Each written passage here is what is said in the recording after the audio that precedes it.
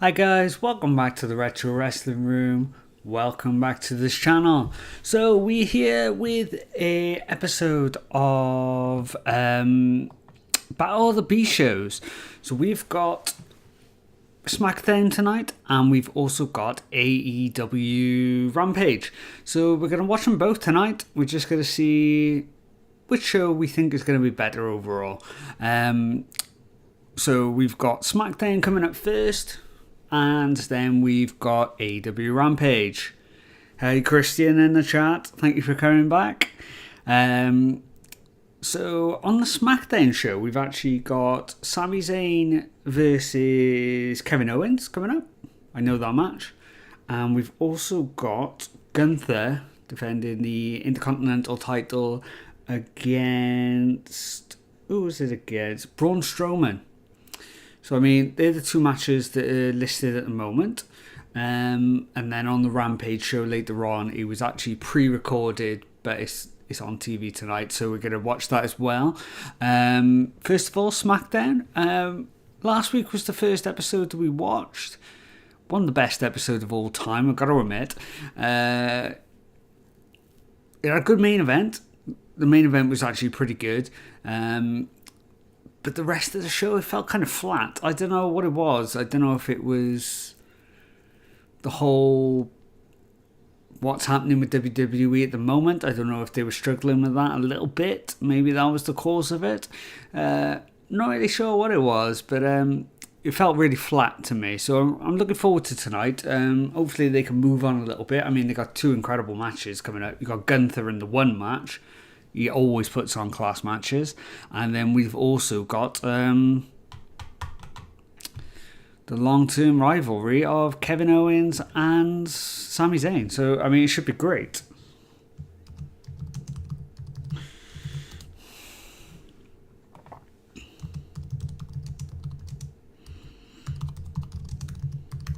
So at the moment, we're just chatting away. We should have the live feed coming up in just a couple of minutes. I've noticed with my stream that I've actually clicked low... what's the actual word? Let's find out what it's called. Low latency. So it's a little tiny bit behind. So I'm sorry if you are watching it live. I'm probably going to be a little bit... if I call the moves, I'm going to be a little tiny bit behind. Shouldn't be too much, but you will notice a little bit. In future, you've got to click ultra low latency. Apparently, dips the quality a little bit when you recorded it, so when you're watching it first time, the quality is not quite as good, but then it will link up better. So hopefully next time we'll have all that sorted. But yeah, I'm quite looking forward to SmackDown tonight. I think they will turn it round. I'm looking forward to the two matches anyway, put it that way.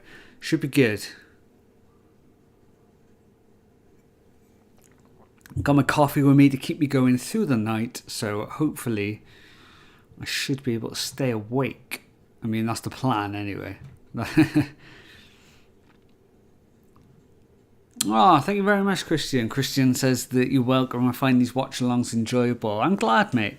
I am really glad. You know, I'm quite new to this on this channel, so any praise, you know, I really, really thankful for. And any tips and things, you know, I'll always take them on board. If you're not happy with the setup, you know, we can have a look at that. We can have a look at all the different settings. Like I said, I'm still learning, so anything that will make the streams better, please just feel free to let us know. For the channel, me and Vicky actually filmed a couple of episodes of Friday Night Packdown today, so we should be able to have that up next week. Christian puts, maybe it's the lack of Bray in last week's episode, but then again, Bray should not be in the main reason why people watch SmackDown. Yeah, you're right. It seems strange that he wasn't on the show at all, though, but then that storyline did kind of carry on over into Raw, I noticed. So maybe, you know, because they were teasing kind of the Liv allegiance with them as well. So maybe that's why they didn't want to do it overkill in 1 week. But up on my screen now, we got the then, now, forever logos coming up, the big opening screens. I always love this intro, actually. I think it's really cool. I've always liked it. I think it's kind of timeless. It's kind of really sleek looking. It's really cool. I really do dig it. But hopefully, yeah, we do get a bit more Bray this week. I am hoping there's a little bit of what's the word I'm looking for? A bit of progression in that. What do we think of the new Smackdown intro these days? Again, looking quite sleek, quite stylish. I don't think the music gets me excited though for a wrestling show. Doesn't pump me up. It's a bit too I don't know what the right word is. The music doesn't get me hyped for a show, put it that way. It's more just like a gentle bop, isn't it? Do you know what I mean?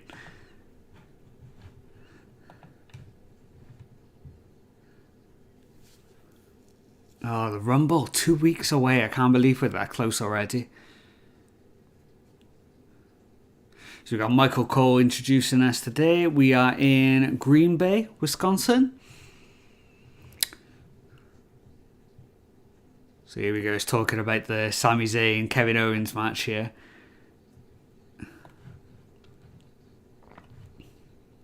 So set up my chat a little bit there. If I can do it like that, then I can still see you guys chatting, but I can also watch the show a little bit better.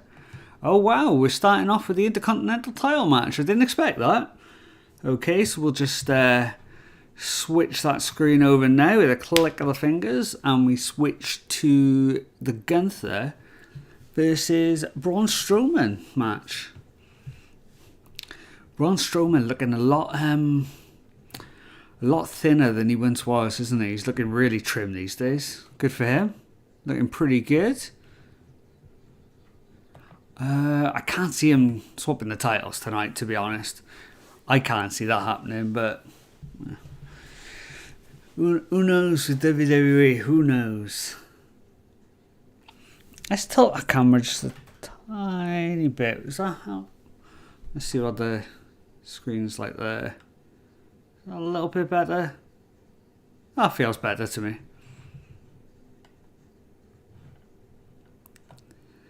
Hopefully Gunther retains and faces Brock at Mania. That match would be amazing. Oh, could you imagine Gunther versus Brock? Oh, I'd love to see that match. It'd be incredible. Battle of the German suplexes.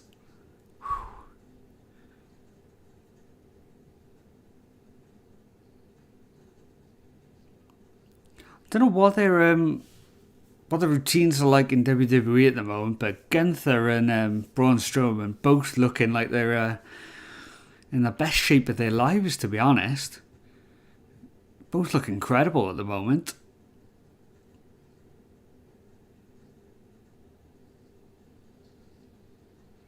So we're getting the replays from 2 weeks ago when Gunther attacked Braun Strowman with the steel chair. And then Imperial threw him into the ropes. Gunther really working over that left arm. Let's see if that plays a big part in the match tonight. Hopefully Braun will remember which arm it is and sell the right arm. That would always be a bonus.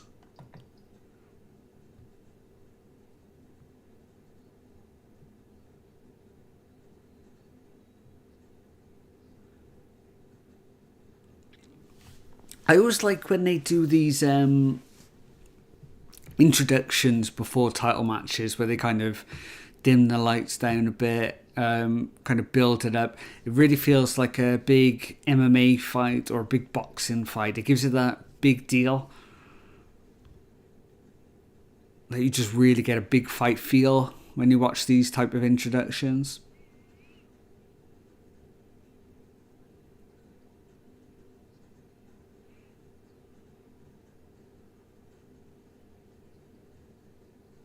Still can't get used to that Intercontinental belt though, I gotta admit. It's just something about it. I don't know, it's not as iconic looking as the other ones, I don't think. It might grow on me over time, but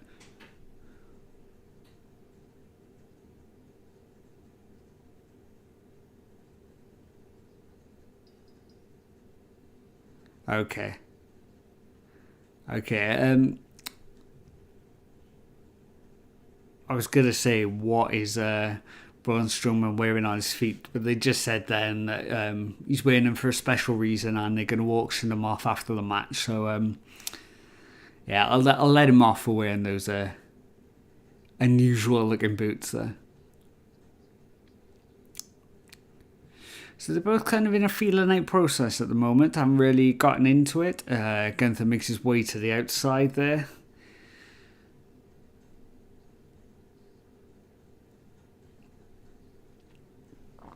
So do we think they're going to win the Rumble next week? Not next week, sorry, in 2 weeks' time. I wonder if they will check in like people like Gunther, you know, will he look to win and then maybe challenge for another title? Would be a pretty cool idea, something they haven't done for a long time. I mean, I remember all the way back in 92 when Roddy Piper won the Intercontinental type. Oh, sorry. With the Intercontinental Championship on the show, and then challenged in the Royal Rumble as well. I don't know if they've done that again down the line, but it would be cool to see it done again this year. Okay, so Braun Strowman's running all the way around the ring here. Does crash into Gunther, sends him onto the table. Oh, and Braun shirts off. Yeah, I had a feeling I was going to go to the break now. So we've got a break here in the UK now. I don't know what it's like in the States. I don't know if you're going to have a different type of feed. Maybe you will get a different setup to what we get in the UK. In the UK, it is now 1:10 in the morning. That's why I got my coffee to keep me going. I don't know in the States if they stay through on the breaks, or, you know, do they just kind of go into rest spots? I'm not really sure. Be interesting to see.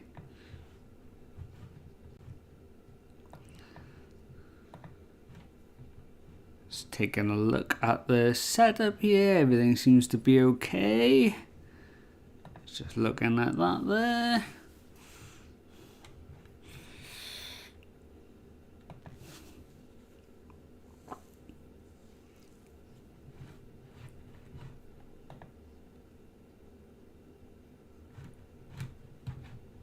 Not quite sure what adverts we got going on here. Speaking in French, yeah?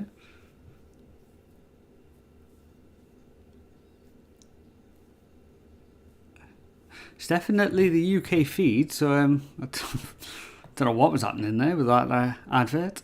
I obviously missed the point of it.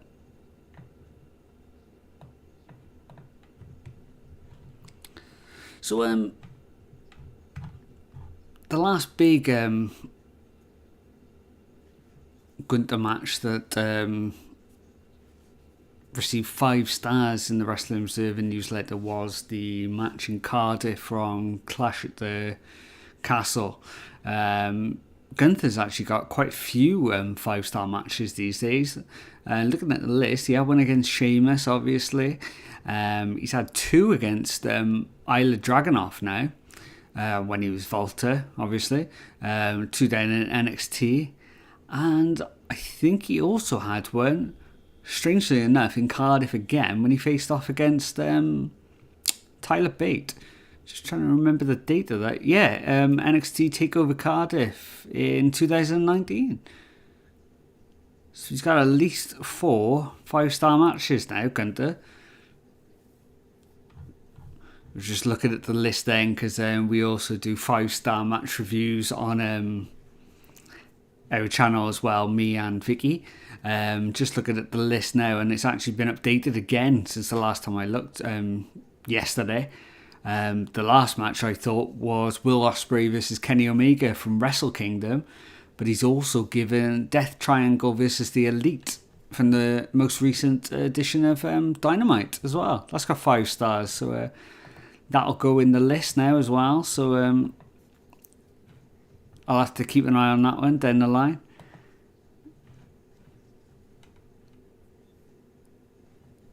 So we're still currently... Oh, no, we're not. So we're just coming back now on my feed. We've got the WWF and the BT logo coming out.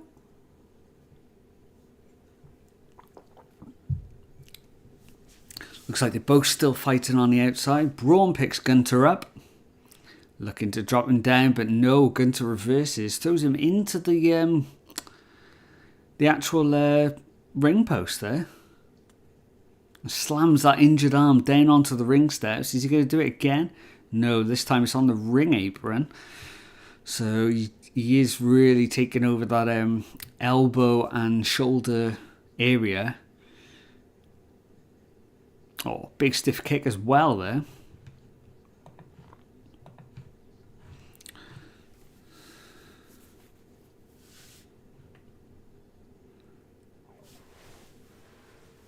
I can't get comfy here. What have I done with this chair?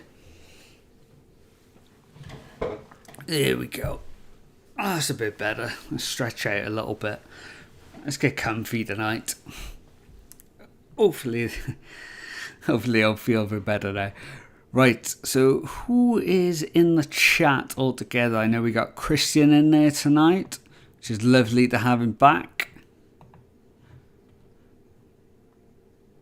Hopefully, obviously, with these streams as well, if there's not many people here, hopefully it's something that we can keep building, and then hopefully get like a cool kind of community the way we can watch these shows together, chat about what's coming up in the WWE and the AEW schedule. Be good to, see how these shows kind of ride out. I've called it Battle of the B shows, because obviously it's AEW Rampage and WWE Smackdown. They're not the A shows, it's not Dynamite, it's not Monday Night Raw, and it's the one day of the week where they're both on at the same night, sorry. So it's quite interesting to see how well they can both do with each other, especially when Rampage is pre-recorded. So it should give SmackDown the edge, because they can kind of throw out an extra good match or an extra segment to one up the competition, so to speak.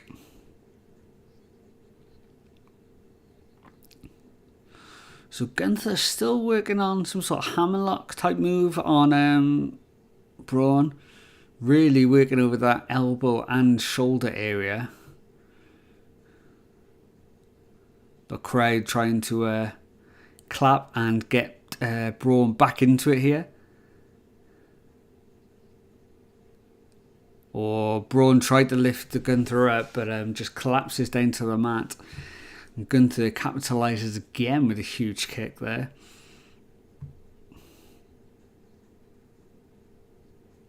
What do we think of wrestlers with just the boots on and not knee pads? It always stands out, doesn't it? I remember Cody Rhodes used to do it when he first started. Tyler Bate do it as well. Can't think off the top of my head now. I know it used to be a thing more popular in like the 80s and stuff. They wouldn't wear them. Seems more like a traditional thing now. You don't see it very often. Zack Sabre Jr., does he wear knee pads? I can't think. I can't picture him with knee pads, to be honest with you.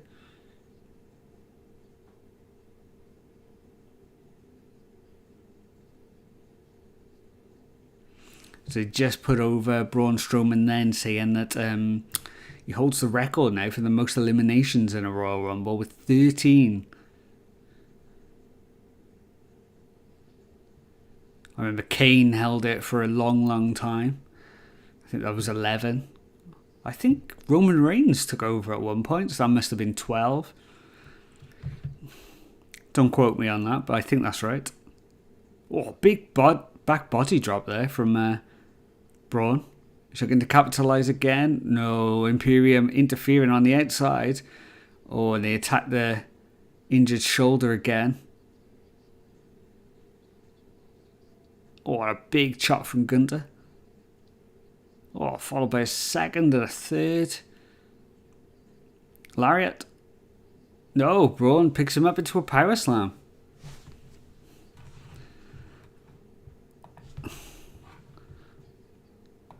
Oh, so only a 2 count. Only a 2 count. We couldn't quite get the 3. Couldn't keep him down to the mat for too long. Oh, we got to another break again. That's the trouble with watching these weekly shows live, because you are always going to get these damn breaks popping up every so often.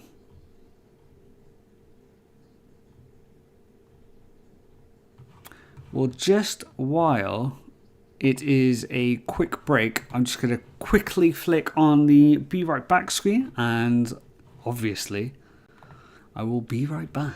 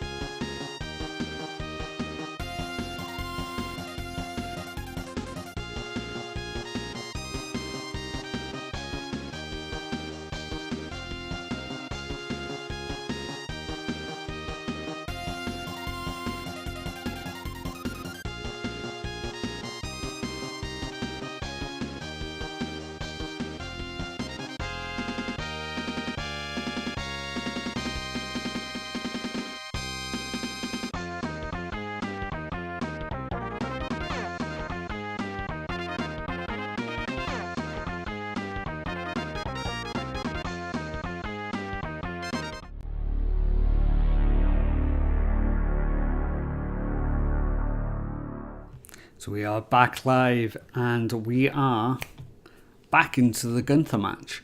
So this match it's not bad actually at the moment. Braun Strowman's doing a lot more selling than I'm used to seeing him do.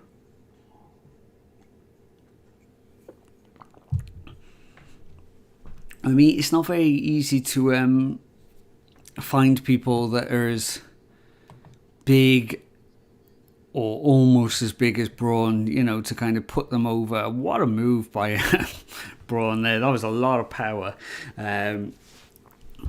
Managed to lift Gunther right off the mat, up over his head, and then slam him back down to the floor.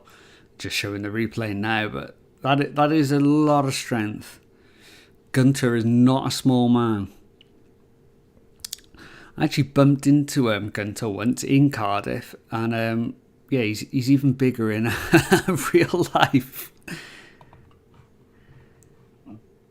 Christian says, speaking of Zack Sabre Jr., I like New Japan, but one of the main problems I have with the promotion is that their heavyweight champion seems to always be the same people. Yeah, you are right. There is a... it was Tanahashi for years, mixed with Okada. You know, you get the odd ones, like Ospreay's had a little reign. Who am I thinking of? Naito had a short reign. Jay White's had a short reign. But yeah, it does. I mean, look at it this way. I think Tanahashi was their John Cena. And Okada's like their Randy Orton. If that makes any sense. So kind of... they're the ones they do rely on a lot. Then you get the other ones that kind of pop in and out for shortish reigns. But I definitely say that was the comparison of the two, you know.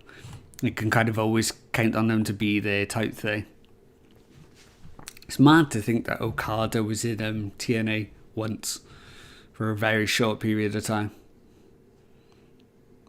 So Gunther here tries to get back in charge, but is...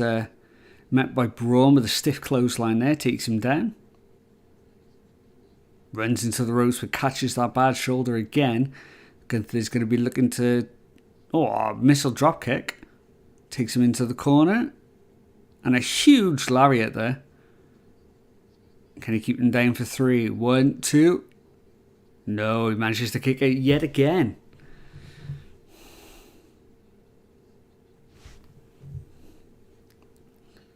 So Gunther's going to the top, gets that big splash. That could be it. 1, 2. No, Strowman kicks out yet again.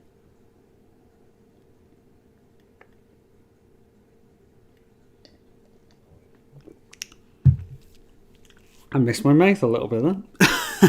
Classy. So you got Gunther going back up to the top rope here. I mean... do we think a title change could happen here tonight now?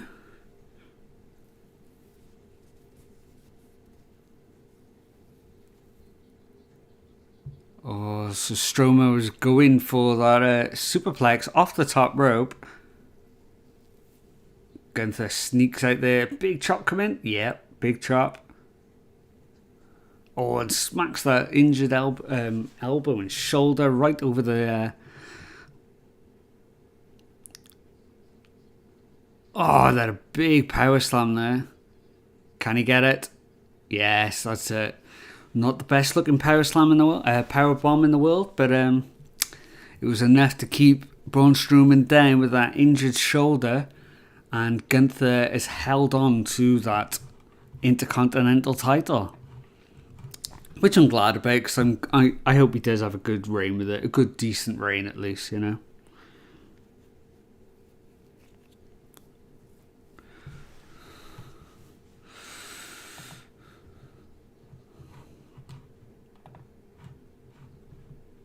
I don't know where.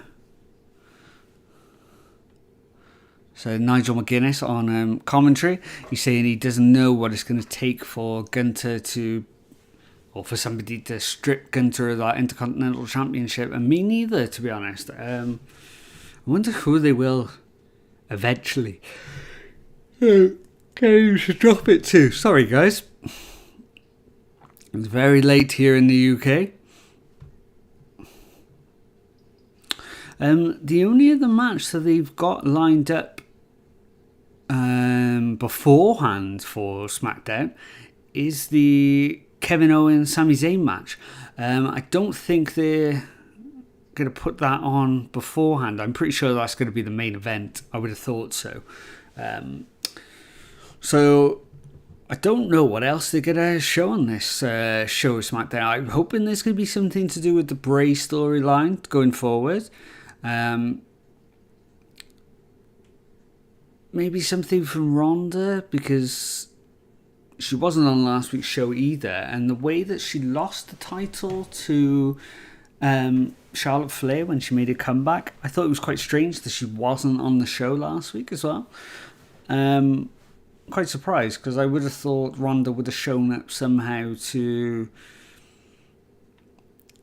kind of showed that she was aggrieved that she'd lost the title in that manner, with Charlotte just turning up. But it didn't happen. It was really strange. So I wouldn't be surprised if Ronda turns up now tonight.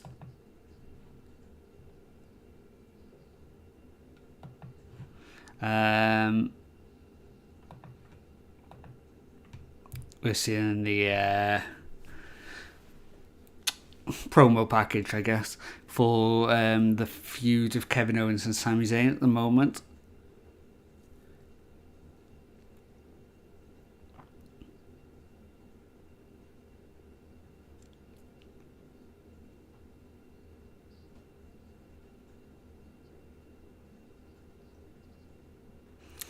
Roman Reigns and Kevin Owens had a good match, a pretty decent match at Royal Rumble a few years ago. The only problem was the spot where they're handcuffed to the railings of some sort, and Paul Heyman was especially trying to unlock the key and couldn't quite get it done.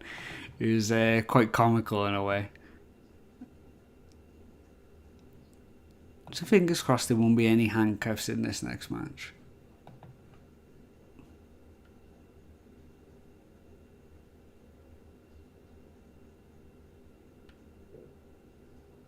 So we're still getting the recap from last week, from their feud at the moment.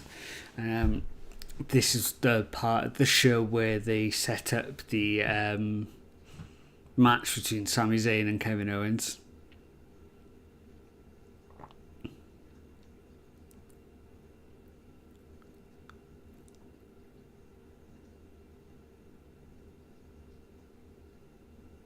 Going to be interesting to see. I know this is kind of a big storyline, really. I mean, alright, the heavyweight champion isn't in the match, but it does involve the heavyweight champion in the storyline.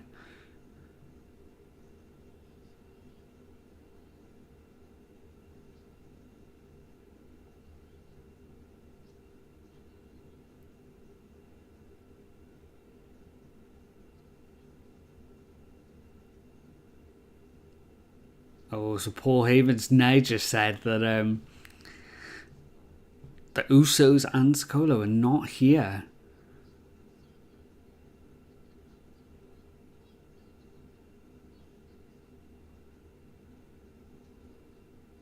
It's going to be interesting to see. Okay, so they're leaving Sami Zayn on his own here. Is this some sort of setup that they weren't doing? I'm not sure. Christian puts in the chat, I have a feeling if Ronda shows up, she wouldn't want to face Charlotte in a rematch, but instead probably go for the women's tag team belt since she's been wanting to tag with Shayna. Yeah, could be. Yeah, it'd be interesting. I mean, that's a good point, actually. It's a really good point, because maybe it will keep Ronda out of the women's title picture for a bit and give somebody else a bit of a boost.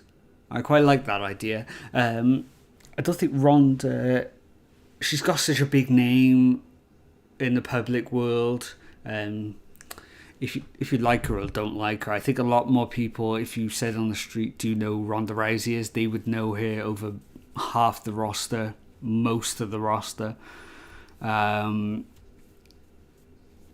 So I think to put her in a tag team with Shayna, it would be quite a good change of pace. And then you could also do that turn, some point down the line. That would be interesting to do.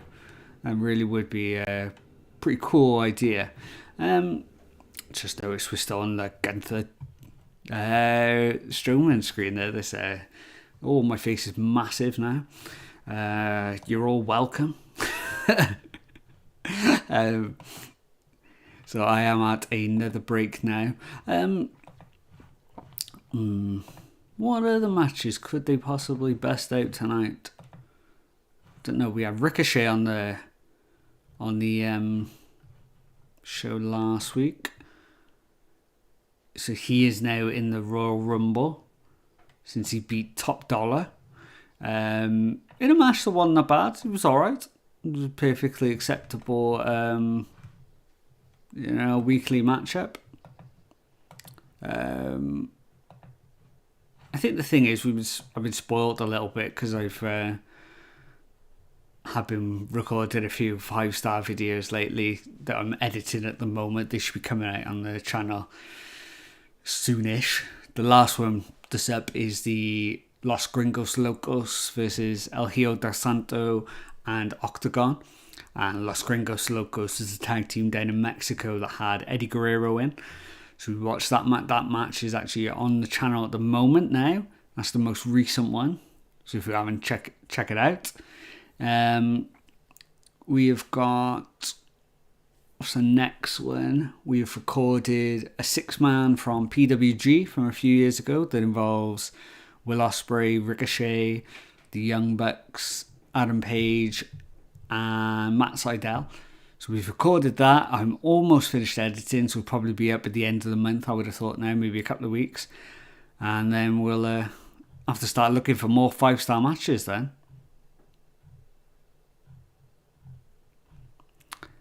What else we got going on here at the moment? Just checking out the Twitter at the moment, seeing what everybody thinks of the show so far. Most people seem to be happy that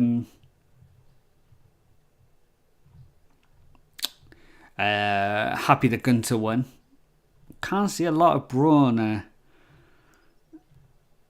Strowman fans on here at the moment. Christian's just put in the chat thoughts on the whole AEW Dynamite, Mercedes Moné, Page speculation. Who's to blame? Tony, the fans, or both? Oh, that's a really good question. Again, you're coming up with all the good questions tonight, mate. Fair play. What shall I say? Maybe it is a bit of both. I think Tony did hint at it a little bit, and Britt Baker also hinted at it a little bit when she did the "I'm the only boss" promo, which obviously you think of Sasha Banks when you hear the word boss. So yeah, I don't know if they ever did have it kind of like in the grapevine, maybe that something was going to happen. I don't know. It did seem all very strange. But then maybe it was the fans that kind of blew it out of proportion a bit. Maybe we got our hopes up and were hoping for that big arrival. I mean, do I think she's going to go there eventually? Probably. I can't see why not. Because like now she's with Stardom and New Japan. They've got working relationships with AEW, so I wouldn't be surprised. So we got Rey Mysterio coming out to the ring now in his street clothes. So wonder what he's going to be announcing here. Probably, there's a little kid in a Rey Mysterio mask in the front row there in the entranceway. I love it when you see the little kids in Rey Mysterio masks. He does always make a point of going up to him, which is really cool. Yeah, so is Rey Mysterio going to start talking about his son, Dominic? Or is he going to... Oh, so we got a graphic for the Royal Rumble match there. It's Happy Corbin, Santos Escobar, see Lashley there, Seth Rollins was in there. I didn't get to him quick enough to see the rest of them. Ricochet's obviously in there now. Some cool names so far. So is Ray just going to introduce himself or like enter himself into the Royal Rumble window, or is it going to be a bit of story development with Dominic? It's going to be interesting to see here. Ray, not normally known for giving a lot of promos.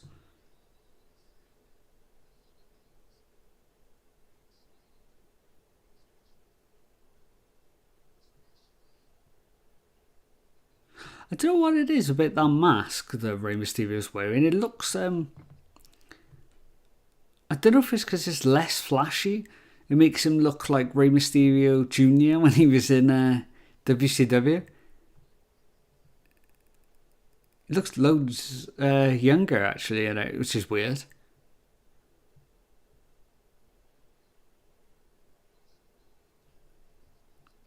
Okay, so he is bringing up the Dominic situation.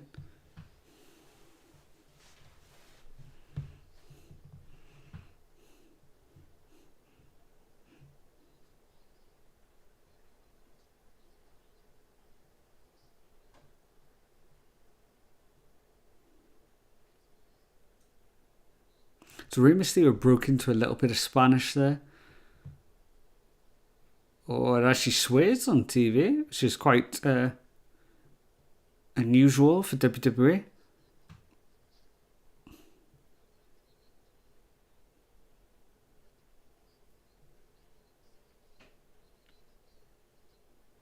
Okay, so Ray said that he's not going to let Dominic provoke him at all.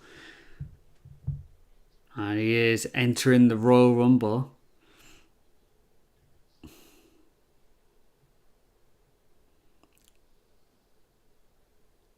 Rey Mysterio, who is actually a previous winner of the Royal Rumble, winning it from the number 2 spot.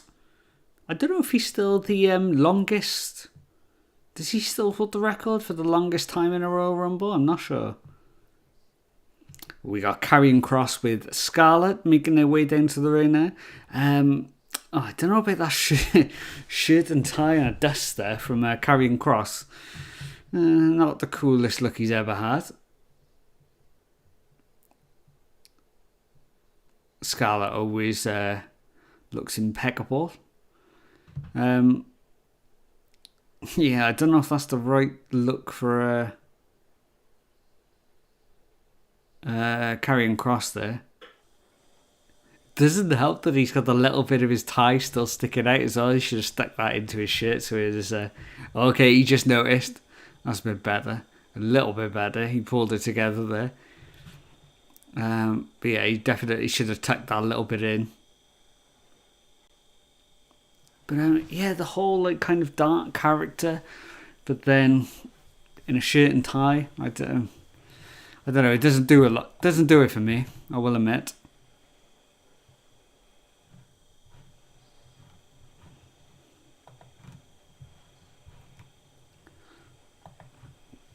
I don't think his voice is that threatening either, which is quite odd. But he's kind of not. He doesn't have that calm voice that a Jake the Snake or a Waylon Mercy once had, which was quite ominous because he was quite softly spoken. He hasn't quite got that, and he hasn't got like an angry voice, and kind of falls somewhere in the middle, which you never really want in wrestling.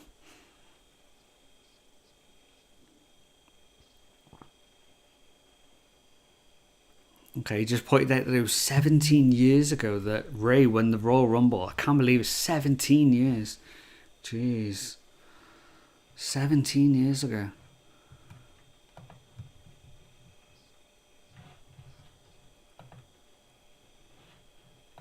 That seems mad. Like 17 years ago. That seems so long ago.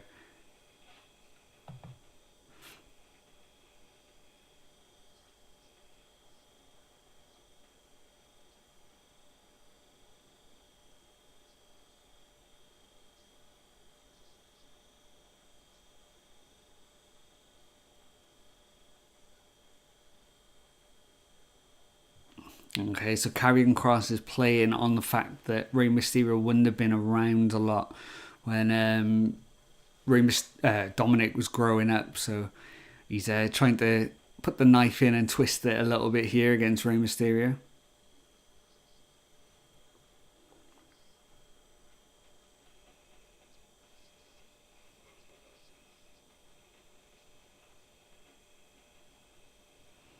So Rey Mysterio is not standing for it anymore and is laying in some shots against Kross. But no, Kross picks him up into a bear hug. Rey manages to get out. Big back elbow from Rey. Rey rolls him up into a 619 position. Is he going to land it? No. Scarlett grabs the knee. Oh, and gets caught in a sleeper hold from a...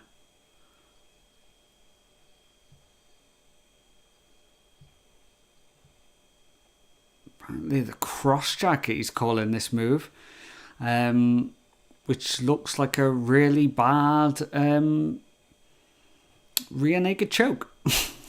I really want to like Karrion Kross. There's so many good things about him, but he's like not quite there on loads of little things, and it bugs me. You know, the fact that his outfits can't quite decide how he wants to be presented almost. You know, a rear naked choke, you know, you have the one arm around the neck. You know, if you just stick it out there, well, their easy defense is just to pull it down. That's why with a rear naked choke, you're meant to go behind the head, you know, and then squeeze, hide the hand. But, yeah, so he just holds it out there. It's like, it just looks like a lazy rear naked choke. And the cross jacket, it's not the best name, is it, of all time?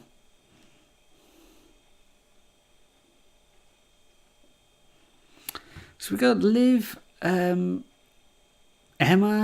who's made a comeback, and I'm not sure who the other person is there.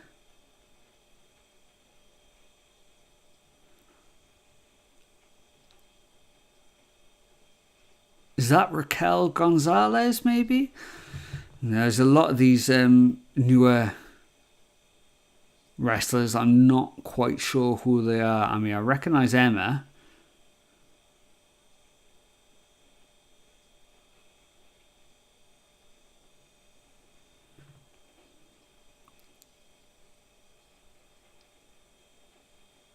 Liv looks tiny here.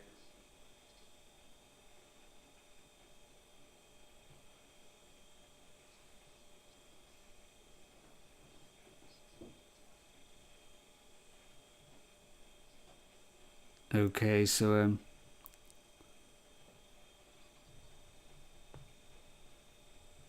we got a match coming up now with Liv. Maybe Raquel. I'm not quite sure. Let me know if I'm wrong.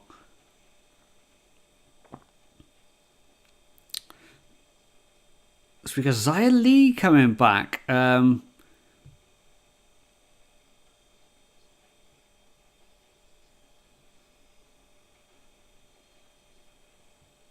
Li's got such a cool look. Oh, she's facing Tegan Knox. Oh, amazing.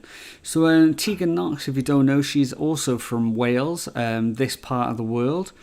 So, yeah, I didn't know she was on here tonight. So, yeah, I'm really happy with that. We are going to take a quick break while there is the adverts here in the UK. So I will be right back.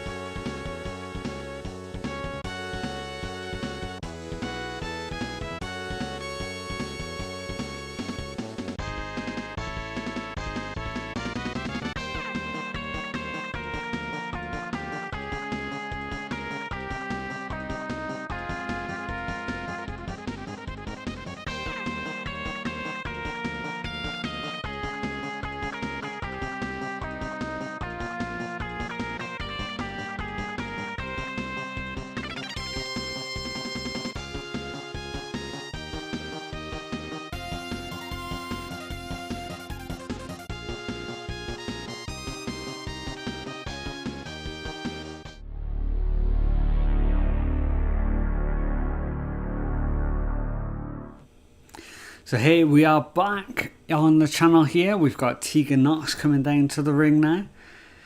It's so weird hearing on WWE from the Welsh Valleys. You know, sometimes you forget just how like small our part of the world is. So to see people from this part of the world, you know, on national TV, it's really strange, but it's such an amazing feeling seeing it. I know Tegan Knox has had a lot of trouble over the years. She had 2 nasty knee injuries. She's so good. She really is great.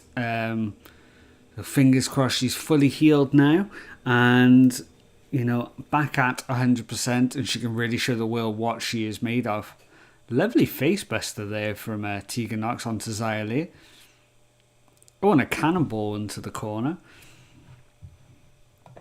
Obviously, I've got the little graphics set up because I didn't know this match was going to be happening. Looking back at the comments, Christian puts, are there any 5-star matches that you think shouldn't have been 5-star matches that you've watched that should be 5-star matches? Looking back at one of my favourite matches of all time, I wouldn't have argued if that got 5 stars. I can see why certain people don't like it. But for me, the occasion, the actual technical ability in the match will always be a standout match to me. Maybe I'll have to watch it back with analytical eyes almost to see if it is 5 stars. I'm not really sure. We watched... what was the one we watched recently? A couple in our series that we've watched so far didn't quite get 5 stars. I'm trying to think which match it was now. I'm usually quite generous.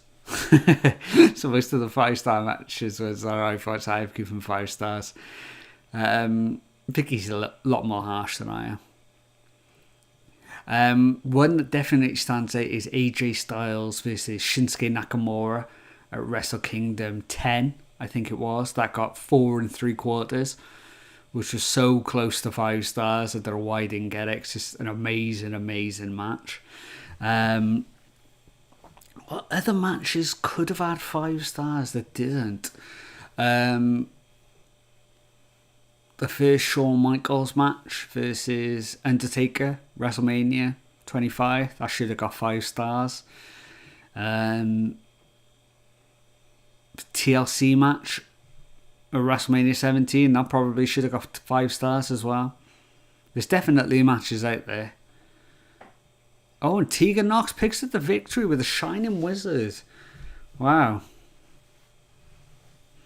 Glad she got the win. It was quite a quick match though. Xia Li really didn't get a lot off, but yeah, I'll always take it when Tegan wins, so I'll take that. Very good. So it wasn't Nigel McGuinness on a commentary. I don't know why I thought it was his voice. It's Stu Bennett, who used to be who is Wade Barrett in the WWE. For some reason I thought it was Nigel McGuinness earlier.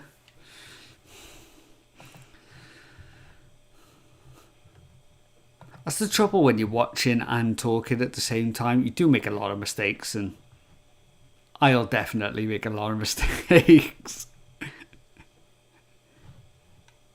It's like keeping an eye on the stream, making sure all that's ready, talking to you guys in the chat, and watching and talking about it as well. It is quite challenging because there's a lot of different parts of your brains kind of flicking at the same time. Christian puts in the chat, I think Kenny versus Moxley's lights out match at Full Gear should have gotten 5 stars. But then again, Meltzer isn't the gore extreme wrestling type. No, that's fair enough. I will get back to a sec, Christian. We're just looking at the War Raiders promo here. They are with Sarah Logan, who was crazy Mary Dobson on the indie scene. She's back in WWE now, rocking a look that is very, very similar to oh my god, what's her name? Max the Impaler. Hopefully she'll dial that back a little bit and kind of create something for her own. The Kenny versus Moxley match, I definitely saw it. I can't remember it off the top of my head. I'll have to go back and watch it, mate. I mean, you mentioned Kenny Omega and Moxley. The first thing that comes into your head is the terrible exploding barbed wire death match, which was a great match until the ending. You know, it was really disappointing. Talking like death matches, don't necessarily think it was a 5-star match, but a match that I thought told a brilliant story at the time was Matt Cardona versus Nick Gage from GCW. I thought it was a really, really great match that people don't really talk enough about. It wasn't just a death match. You know, I thought Nick Gage proved that he could actually wrestle in that match. Matt Cardona proved that he could do death matches. I don't think he wants to do them ever again. But he proved that he could step up in that match. I thought it was a great, great match. And the story he told was brilliant as well.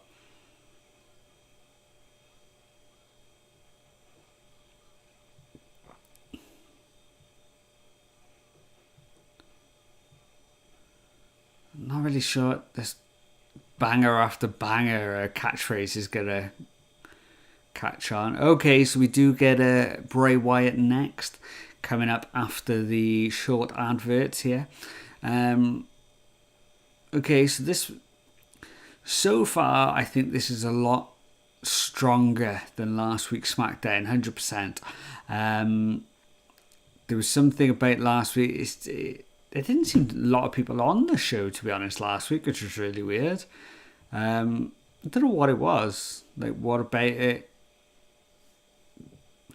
The people kind of stayed away from that show. It was strange. A lot more variety on this show, and seems to be pushing a few more storylines forward as well. So we'll also get the Sami Zayn one coming up. Obviously, we got the Bray Wyatt one coming up in a moment. We had the Rey Mysterio storyline moving forward. A great match, great opening match, and a Tegan Nox match. So yeah, been a good SmackDown so far.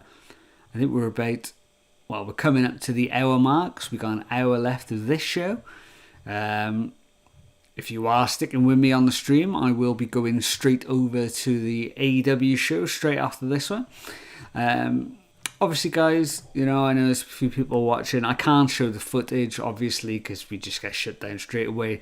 So this is just a place where we get to talk about the show, watch it along with me. If your feed's a little bit in front of mine, just pause it a second, just so we all link up and match up, and then we can all chat about the show in live time then. You know, like... But that's what this is all about. It's all about just chatting about this week's wrestling show. And then at the end of the night, we'll have a quick brief talk about which ones we think is the best show overall. I mean, I know the results of the Rampage show. I did mean to look it up. It just came up on my feed. So I did actually see the results of some of the matches. Just a bit gutting, but there we go. So it's still in the adverts phase at the moment, but I am looking forward to seeing that main event. Our main event should be an absolute barn burner, I think. Sami Zayn versus Kevin Owens never really lets us down. You know, I remember the amazing ladder match in Ring of Honor when it was El Generico versus Kevin Steen. They had amazing matches in NXT.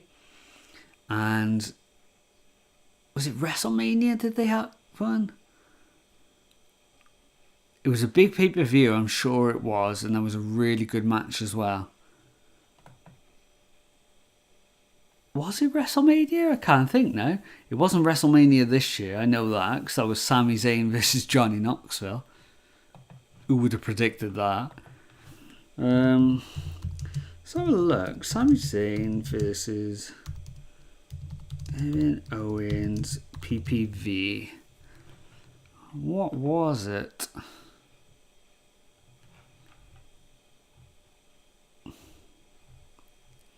I remember it being a really good match.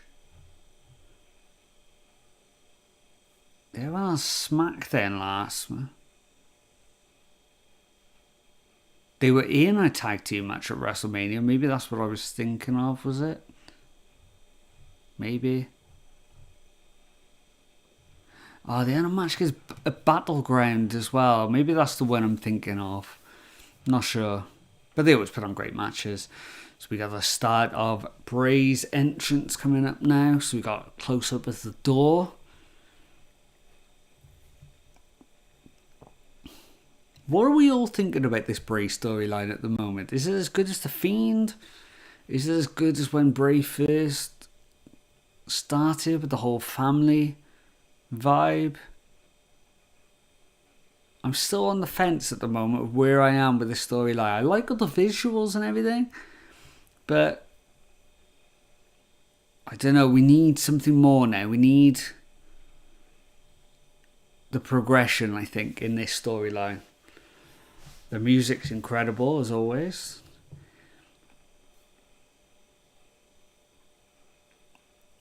I love this entrance. I love everything about this. It's just... we've had a lot of weeks of Bray doing his, long promos, kind of describing where he is and everything in this point in his life. But I think it needs to maybe go into second gear now. I think we'll have something big happen at the Rumble. So don't want to blow your load just yet. But I feel like we need to knock it up a step just before the Rumble now. And I think 2 weeks out is a good place to do it. Got all the lights in the crowd. It looks amazing, doesn't it? Every time there's a Bray walkout.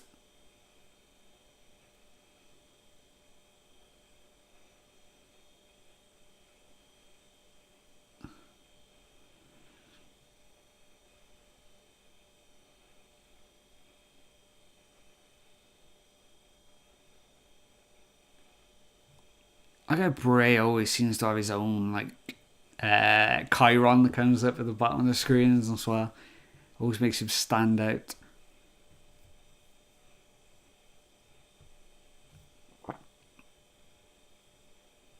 Like the bit, I'm not as into the chorus of this song. I really like the verses and the off chord piano. It's got a bit disjointed kind of vibe it's got going on.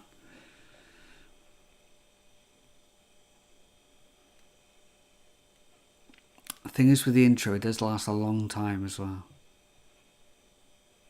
Maybe too long, some people would say.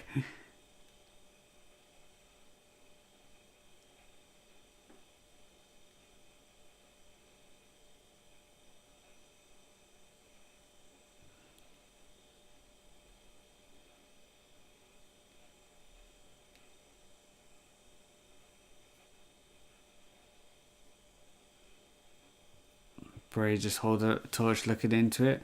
Maybe he wants the... I thought he was going to let the whole chorus play it then.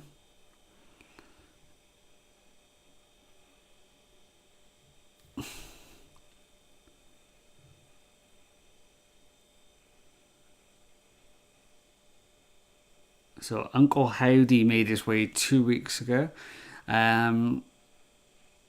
Interested to see what they do with this feud now. This whole storyline with Captain Howdy.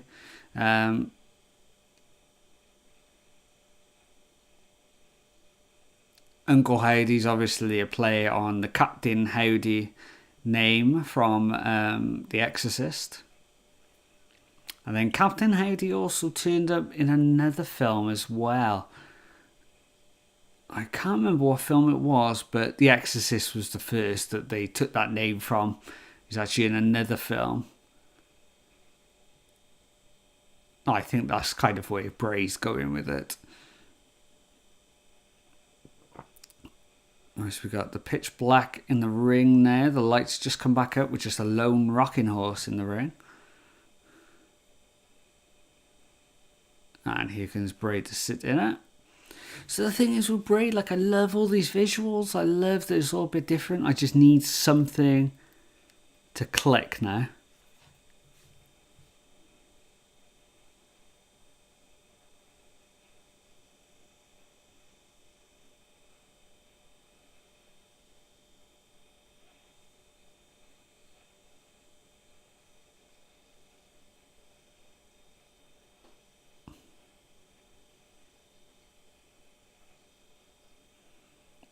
Bray Wyatt going back to the "We're Here" moniker. Kind of like... and he's speaking like kind of old Bray Wyatt when he first started, with the whole family vibe.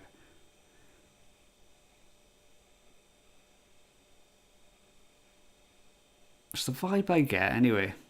What do you guys think?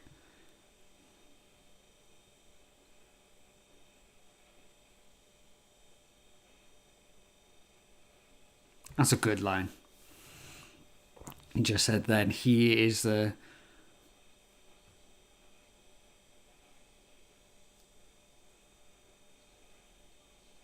Okay, he just said then, I am the red in the world of black and white. She said that I am Bray Wyatt, I am Uncle Howdy.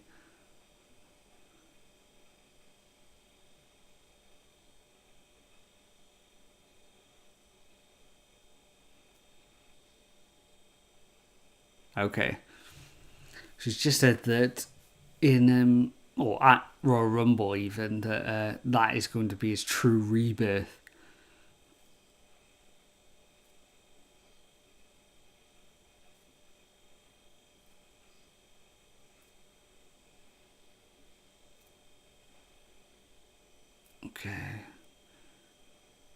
Okay, it was quite a short one for Bray there. But he's telling us that LA Knight should run. I wonder where they're going to go with that. I don't know. I wonder if it's going to be a scientific matchup. I wonder if it's going to be a cinematic matchup. I wouldn't be surprised.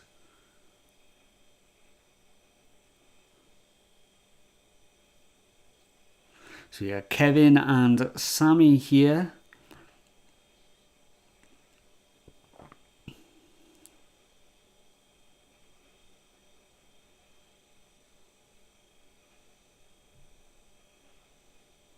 Okay, so Kevin Owens is saying that it's Sammy's fault why this is happening. Sammy thinks that it's Owens' fault why this is happening.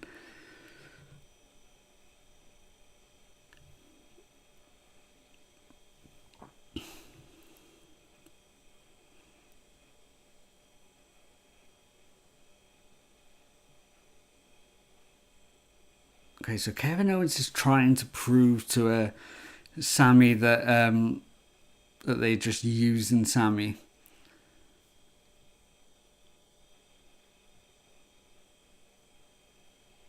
The thing is with the storyline, why it's so good, is that every week it progresses a little bit more, and you never quite know where people's intentions lie, and they never kind of jump one way or the other way. So does Sammy know more, or is he smarter than we think? Is Roman smarter than we think? You know, I wonder where they're going with this. So we got our Liv Morgan match coming up next. Obviously I haven't got a match graphic for it because it was announced on the actual show. The former champion. Do you think they'll push Liv Morgan to championship level again, or is it kind of a one and done, you know, didn't quite live up to expectations, maybe. It was Raquel Rodriguez. Okay, I was right.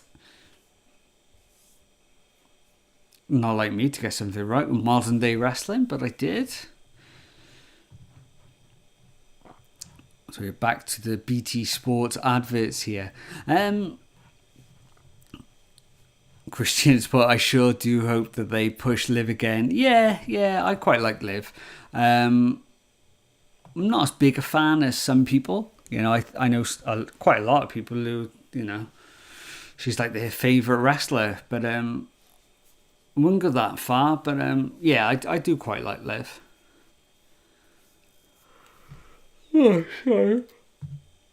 2:10 in the morning. Gotta get me yawning. And looking at the BT Sports adverts, I gotta get up early. Well, not early, but I can't sleep all the way through the day tomorrow because the Manchester derby is on. Manchester United versus Manchester City. Being a Manchester City fan, I am going to be looking forward to that match, hoping that we can pick up 3 points. It's at Old Trafford though, so it's going to be harder than the last game, but hopefully we can pull something off. Right, I'm quickly just going to go back to that BRB screen 1 second as I make my cuppa, and before this match starts. Peace.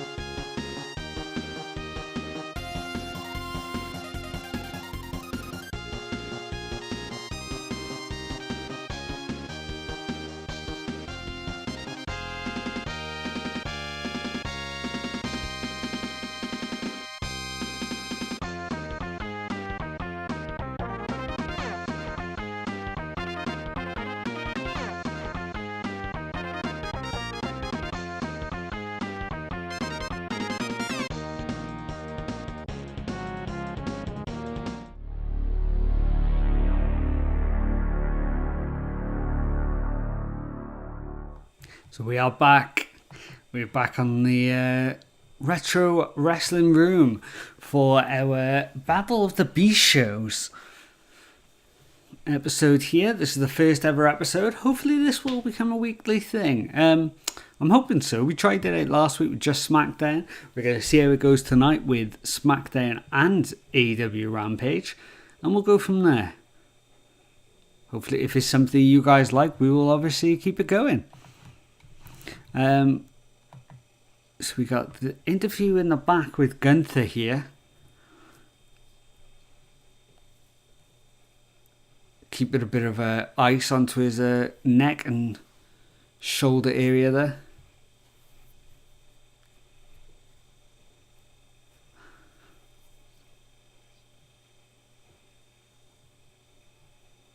Okay, so it does look like Gunther's going to throw himself into the Royal Rumble. That'd be interesting.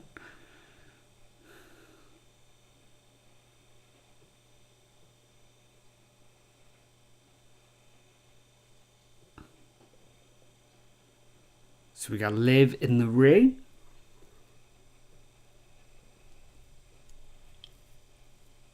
And here is a challenger making her way down to the ring. We've got Raquel Gonzalez. Why do I keep saying Raquel Gonzalez? Did she used to be that, maybe? Or am I thinking of something else?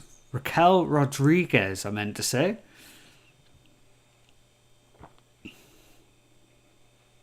So the 4 women that have entered the Royal Rumble so far are Raquel, Liv, Rhea Ripley, and Candice LeRae.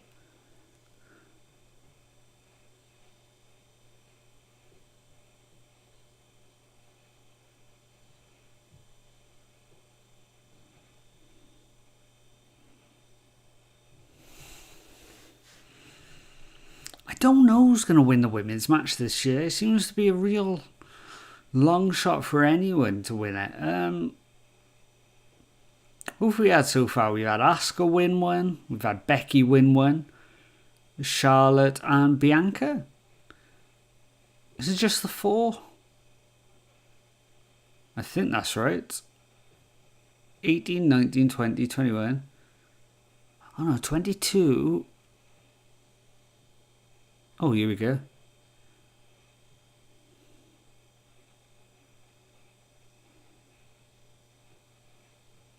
Oh, Ronda won as well. Of course she did. Just came to me then. I forgot she won it last year. God, that seems so long ago now that Brock Lesnar and Ronda Rousey won that Rumble. Which didn't really go down well with a lot of fans. Well, Raquel almost gets the 3 count there with a big lariat.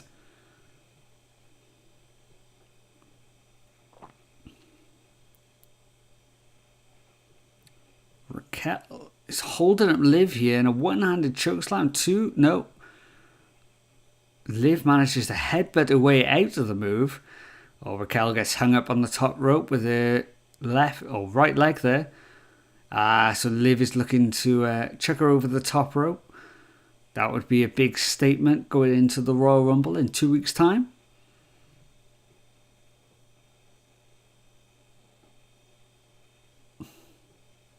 It's going to be so strange watching the Royal Rumble in America this year. So obviously I won't be able to do a live stream watch along with it. Hopefully you guys can all get together somewhere and watch that. I'm actually going to be in Disney World with my wife. So I won't actually be streaming the show, but hopefully we'll be able to find a bar and watch it somewhere.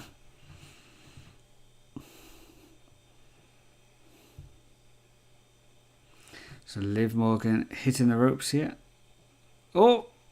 And knocking Raquel over the top rope.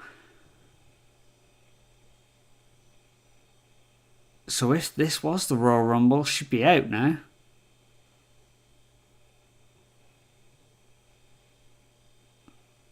Oh, Raquel pulls Liv to the outside here. She's not going to like that.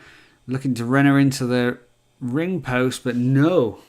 Liv reverses the move and Raquel goes smacking into the Smackdown sign on the ring post there. It also did that flickery thing, and she also gets thrown into the ring steps as well for her troubles. Raquel could be out here.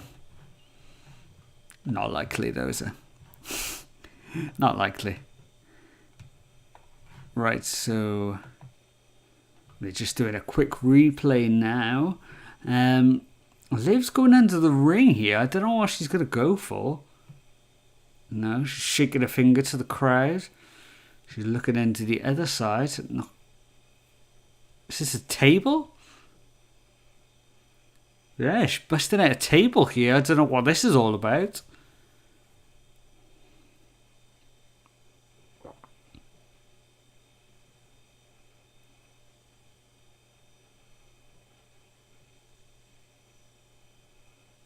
Okay, so Liv Morgan just ran back into the ring there to break the ring count.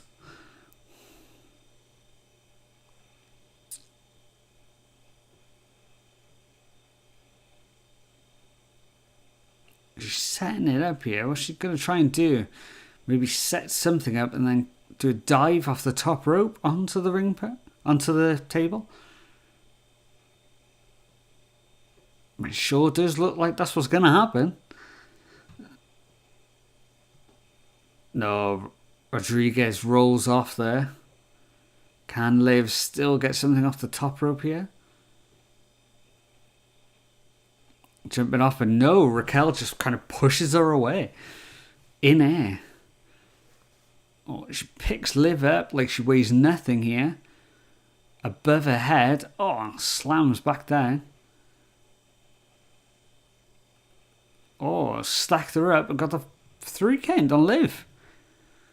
Okay, so Raquel gets the win. So, okay, with that match, so Raquel gets the win. So she doesn't particularly look like a loser going into the Rumble. But Liv has showed that she can eliminate her from a Royal Rumble style setting. So they both do kind of stay strong, which is, it's a good way to do it, I think. Because the trouble is, when this close to the Rumble, you don't want to take people off momentums almost. I feel like it can all go wrong quite close to the event. You know what I mean?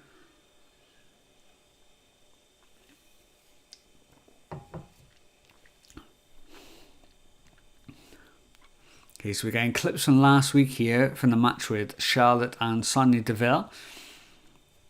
Charlotte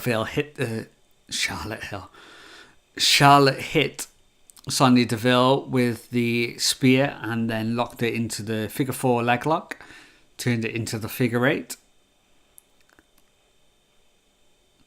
So what are we going to get from the champion this week? Are we just going to... Okay, so it cuts to Sonya Deville in the back with Adam Pearce.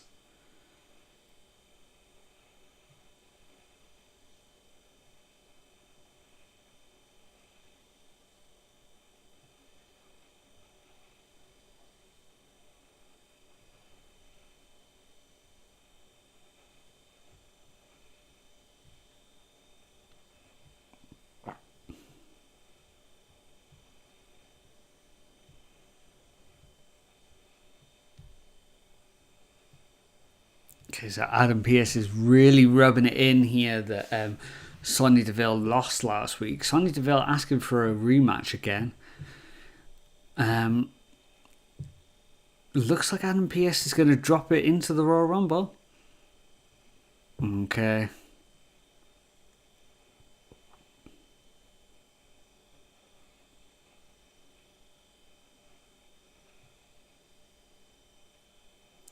Okay, so Sonya's she's not looking to enter the Rumble by the look of it.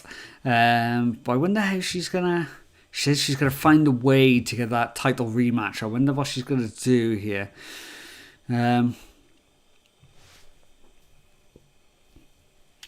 So the next match is the main event. We're just having a bit of a Ric Flair package here. I don't know if this is for a show that's on there you go, it's the network documentary series. It's got Tyson as a talking head, you've got Shawn Michaels, Stone Cold, Booker T. They get a best everywhere out, I guess, for Ric Flair. Triple H, Taker, obviously Charlotte, Hogan's back.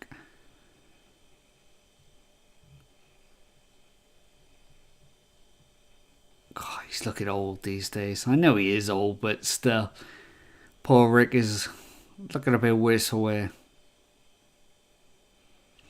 So we're here. I guess it's only 20 past 2, see, for me. And it's don't finish till 3. So that means two more breaks, maybe? 2. Does that sound right? I am just setting up my Rampage setup for later, which is going to be kicking off at 3 a.m. UK time. So that's going to be just as the show finishes, basically. And then we'll jump into the other one. But yeah, what marks are we thinking out of 10? I'll go for Smackdown this week. I'd say last week was a 6.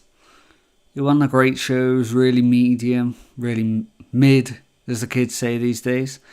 I'd say 6 is fair for last week. It had a good main event, but the rest of the show was a bit nothing, to be honest. Whereas this show, yeah, I agree. Christian says 7 or 8. Yeah, I think so as well. It's definitely better than last week. And with this main event now, which I think is going to be a good main event, and they seem to be giving it time as well, which is good. Yeah, I'm thinking an 8. It's a pretty good episode of SmackDown. I got to agree with that. So what else are we going to be getting in feuds coming up to the Royal Rumble? I don't know, really. Don't know what else they can keep pushing towards the Rumble. I guess we'll have a women's title match. So maybe that'll be Charlotte and Sonya. Maybe Sonya will sort out a kind of rematch for the Rumble. Maybe. So that'll be the women's titles match. Then we got Roman Reigns, Kevin Owens at the Rumble. The lights out match for the Rumble. So there's a few other matches. Right, so this is...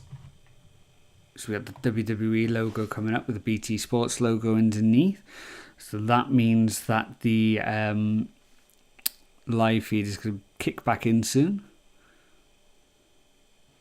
And here we go. It's coming back on my screen now.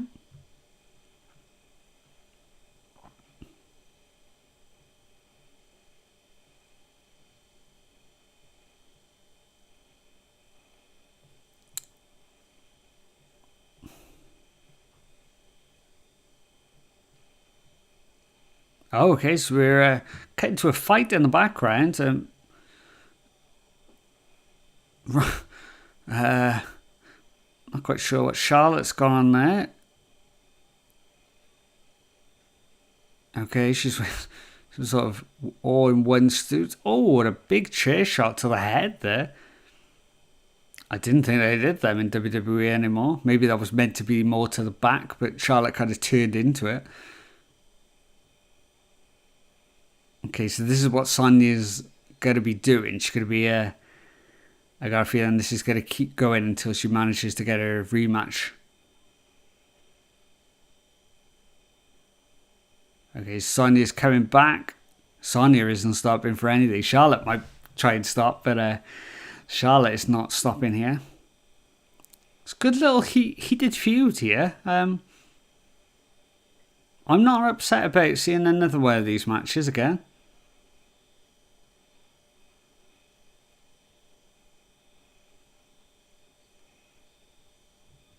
Okay.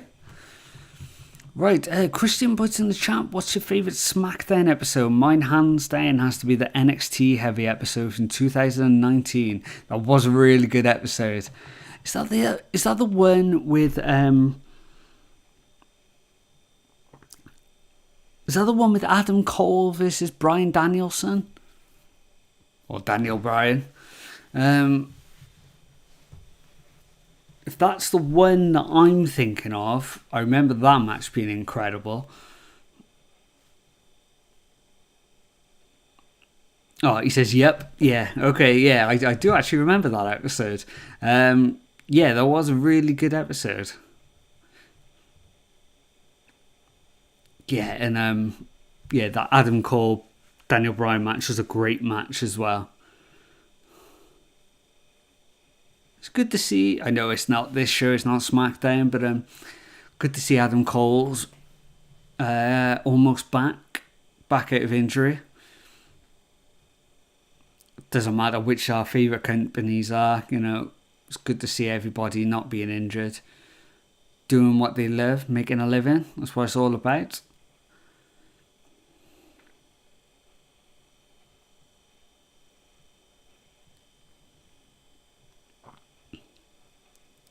With the crowd on this channel that always watch our Friday Night Packdown series of us opening wrestling cards, they'll know I've got a love-hate relationship with Adam Cole, because I love Adam Cole. He's amazing.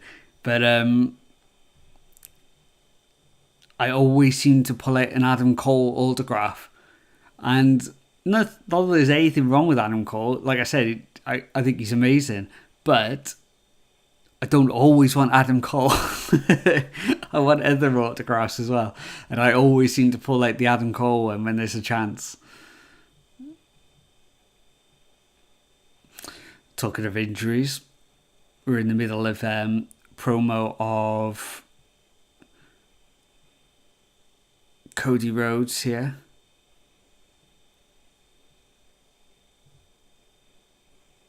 Which was an incredible match. Rightfully so, a 5-star match. Definitely deserved it. Even though it's quite hard to watch, because it wasn't like a kayfabe injury, because it was such a real injury, and it could have done so much more damage to like a proper injury.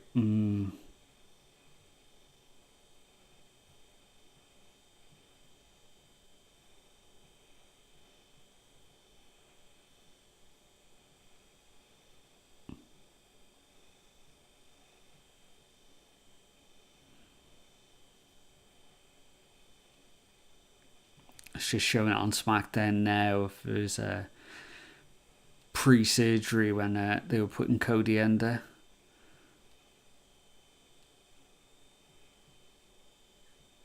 And they were trying to put it all back together. It's crazy, you know.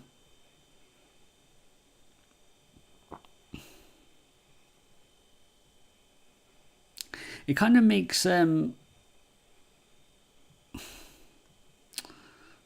what's the right way of putting it? Not wrestling seem real, because we all and do you know what I mean? But because we know the injuries are real, but I don't know, it puts it in a different light when you actually see this real life backstage with them operating on injuries and things, you know.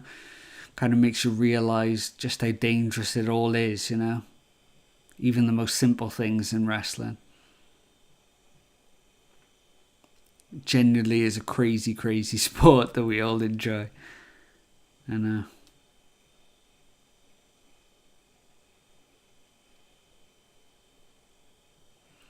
It's weird to see Cody Rhodes, you know, working out at the Night Factory as well, considering we were so used to seeing him doing that in AEW.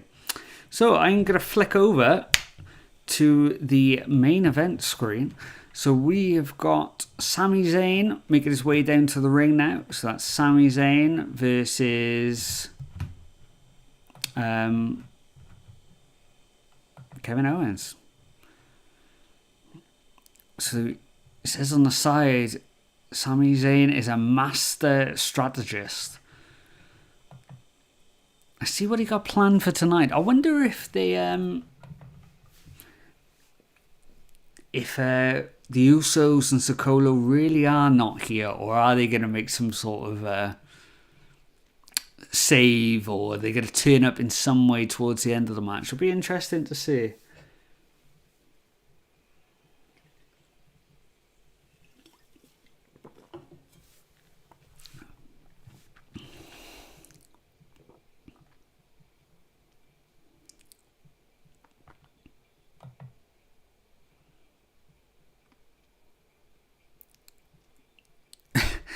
The look on Sami Zayn in the actual match graphic, he looks like a muppet or a puppet. It's really strange.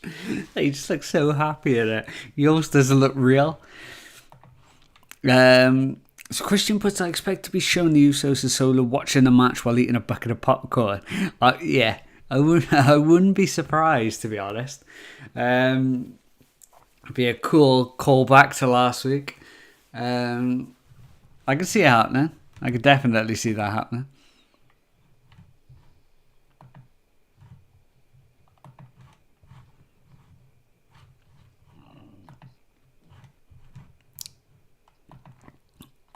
So I've got BT adverts for rugby now at the moment, which is not really my bag.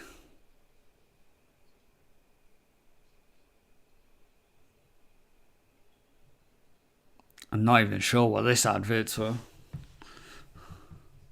Adverts just seem to be getting weirder and weirder. I don't even know what they're trying to advertise.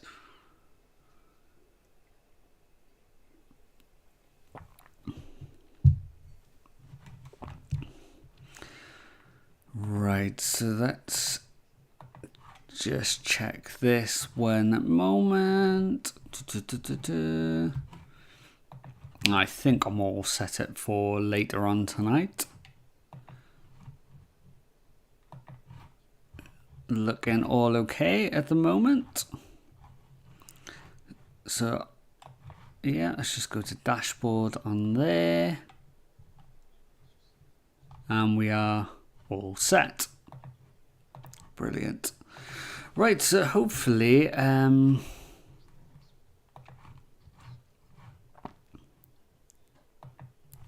hopefully there's not any more breaks now, because I want this match to go as long as possible, and I kind of want to see all the footage.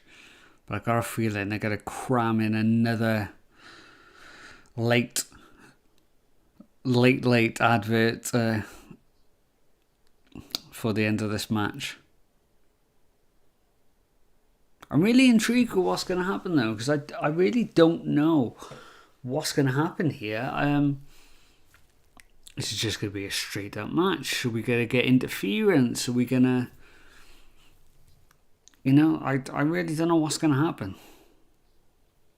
Oh, we get that advert for the Manchester Derby again tomorrow, which I'm excited but nervous about tomorrow. Man United are not in the best form they've ever been in, but they're playing Man City, so they might turn it up a bit, which worries me a little bit. We've also got an advert for UFC, is that 83? 283 coming up? Yeah, 283, which is 21st of January. Will I be here? Yes, it's before I go on holiday, so I might look into that. I might do a UFC live stream as well. Yeah, I do like MMA and UFC.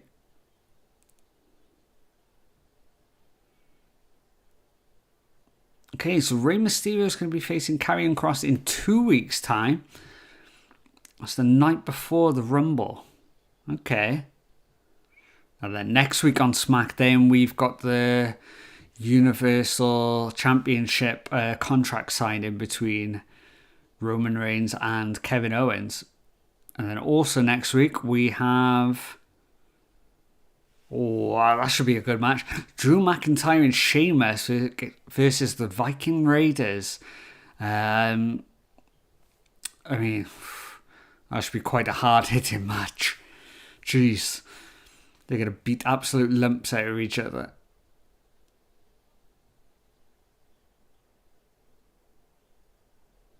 So you're going to get that famous opening riff of Kevin Owens' theme tune here.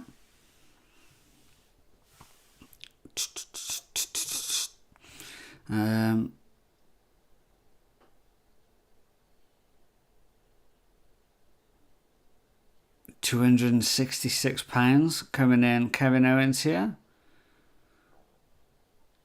Looking out for this match as he's shaking his head at Sami Zayn. Oh, I spoke over that then. I'm not quite sure. He just asked, he looked down the barrel of the camera and said to somebody, "Are you watching?" May have been, "Hey Roman." I'm not sure. I spoke over it, so I missed what he said.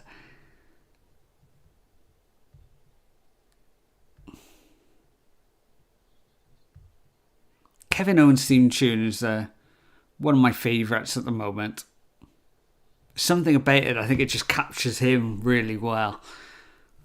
That's a cool as hell riff as well.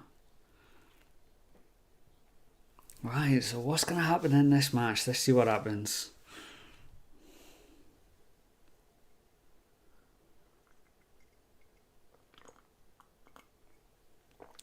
Okay, so Kevin Owens extends the hand here to Sami Zayn.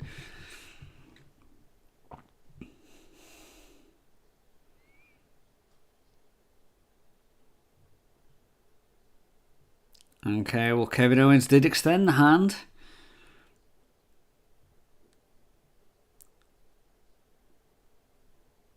So Kevin Owens thrown into the ropes here. He strikes first with the shoulder block, takes down Sami Zayn. Oh, but Sami Zayn's quickly back up to his feet with a slap, and all hell is breaking loose. Big fists now from Kevin Owens, which makes Sami retreat. And Sami Zayn is now on the outside. Oh, but Kevin Owens is running around to the outside. A big clothesline takes him down.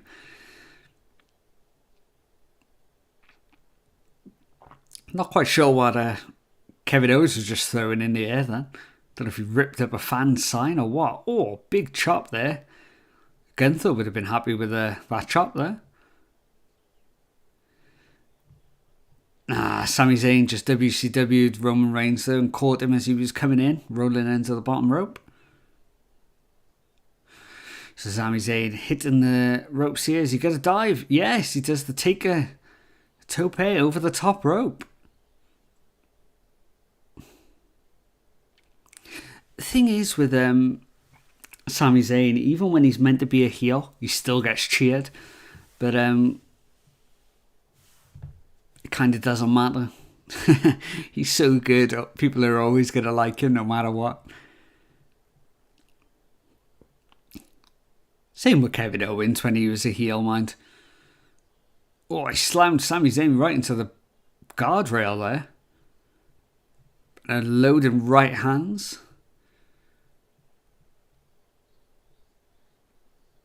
Trying to throw it back into the ring here. Yeah, he does.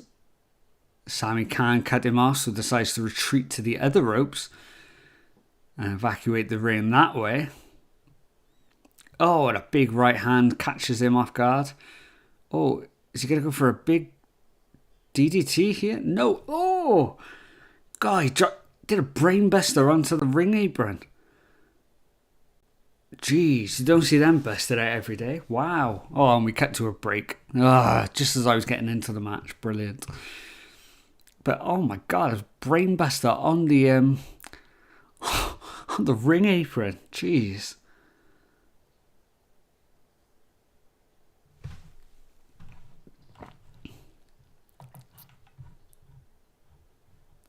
This is the reason why I like doing live streams of pay-per-views, because it's like one continual thing. You're never being taken out of matches, you know.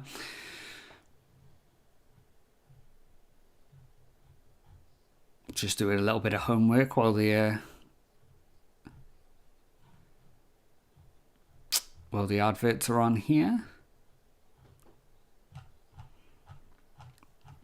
So with the 5-star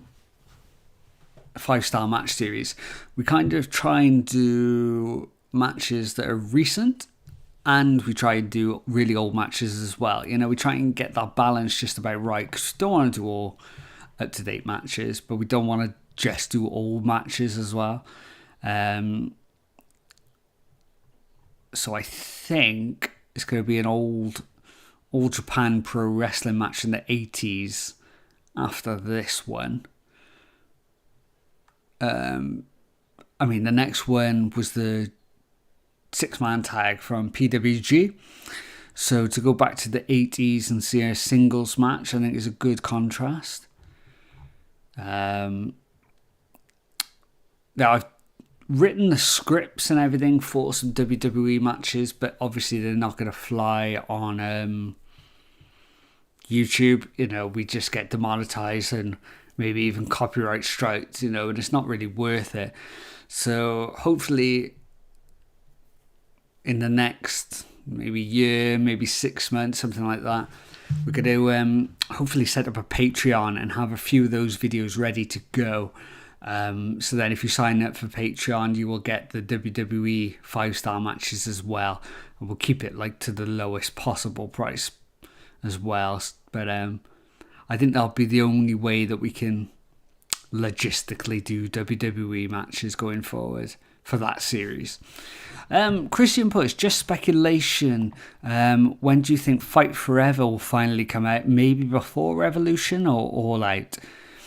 I mean, there was talks originally that it was going to be the end of last year. I know the dates were like the 31st of December. That's obviously been pushed back. I hope it does come out because I'm really excited about that game. You know, I still play Fire Pro Wrestling World. I still play WWE 2K22, I think, is the newest one. But AEW Fight Forever looks like something different. So any wrestling game that's slightly different, you know, I'm going to be looking forward to, because it's not the norm, you know. Maybe a bit more of an arcadey game or something that we're quite looking forward to. I think it'll be good. So I'm hoping April-ish time, maybe. I think we're going to hear something in the next few weeks of a closer date. Put it that way. That's what I think. Kevin Owens is now back on his feet somehow. He's struggling a little bit. Not surprising after our brainbuster. But this match is getting very scrappy. There's a lot of slaps, stomps, and almost like rakes to the eyes here. Oh, big stomp to the face again onto Kevin Owens. Oh, nasty looking stomps.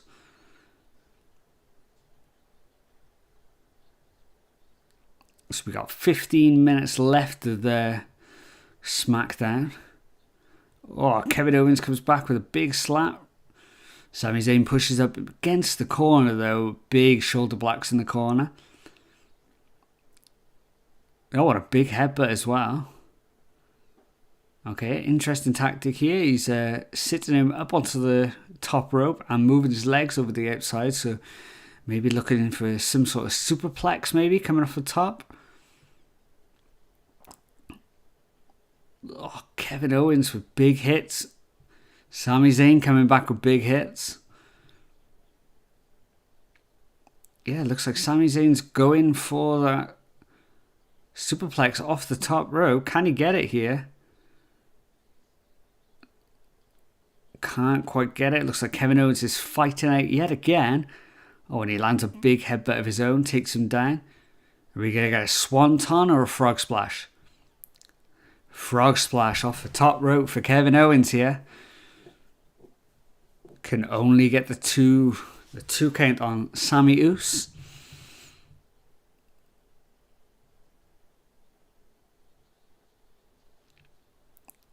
Huge frog splash there from Kevin Owens.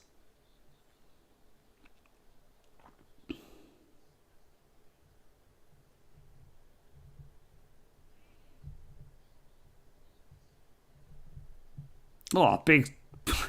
Oh, two big boots to the face there on Sami Zayn. Kevin Owens went for the pop-up powerbomb. Sami Zayn goes over the top, float over again, and a blue thunderbomb. Oh, Kevin Owens just about gets out just before the 3 there. That was like a 2.5 count.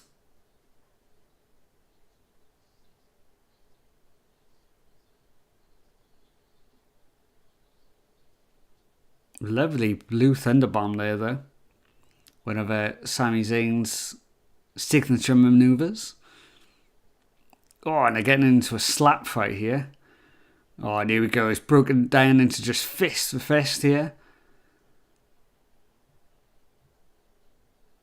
Oh, Sami Zayn. Oh! An exploder. But pops up straight away somehow and lands a huge lariat onto Sami Zayn. Is that going to go to a break? Yes, it is. Gone to another damn break yet again. It looked like just before we went to the break, though, we did a close-up on Kevin Owens. It looked like Kevin Owens was cut across the forehead. Be interesting once it comes back to see the extent of that.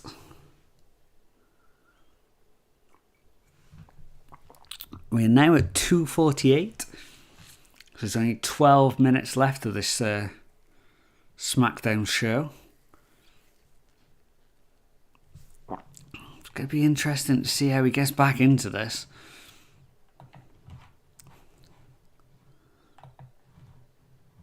But this is a good main event so far. Hopefully it doesn't get spoiled right to the end. I don't think it will, to be honest. I think it's going to be a good finish. I started to wake a bit, yeah. I started to crash a bit. With my big yawning. Sorry about that, guys. It's going to take a lot for AEW to take over this. I know the AEW show is only a 1 hour show this week. We don't have a Battle of the Belts show tagged on the end. That's why I didn't do it last week, because I was absolutely shattered and I couldn't face doing 2 shows in a row. This week's only 1 more hour, so I will power through. I promise. But yeah, I wonder how it's gonna... Gonna be interesting to see how AEW holds up against this show, because this is a very good show, I will admit. You know, I don't hold any favoritism on this channel towards either one. You know, I go in open-minded each week, and whichever show I personally think is the best that week is the one I'm going to vote for. And after last week's Smackdown, I was a bit worried about this week's, to be honest, because I thought, oh God, is this really what Smackdown is like at the moment? You know, I'm not enjoying it as much as I wanted to, you know, so, yeah, this is a damn good show so far. So showing that UFC 282 show, or 283 show again. So we got Figueiredo Moreno 4 on the show. Might have to have a look at it. Stay tuned. If you are an MMA fan, of course. So we've got... Oh God, it's gone to an advert here now. Talking about Monday Night Raw. I wish they'd just go back to the match here. Seems mad with only 9 minutes left of the show. They go into another advert.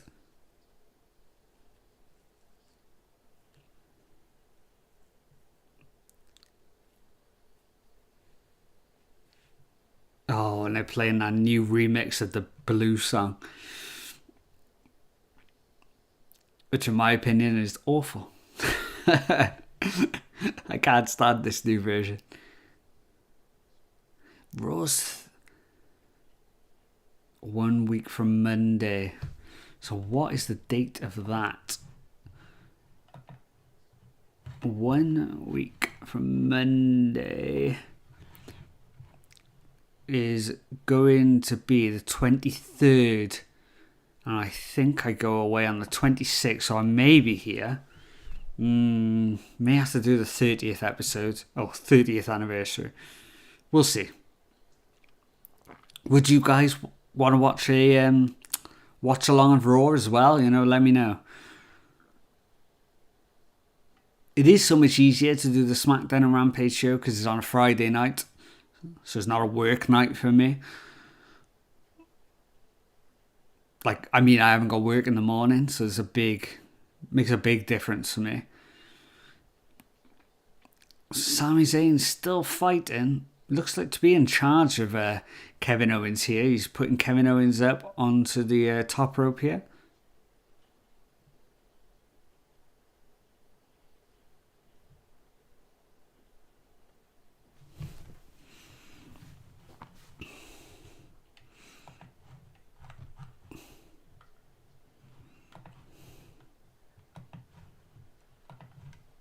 Oh, big superplex off the top. This time it's not Kevin Owens that gets it though. It is Sami Zayn.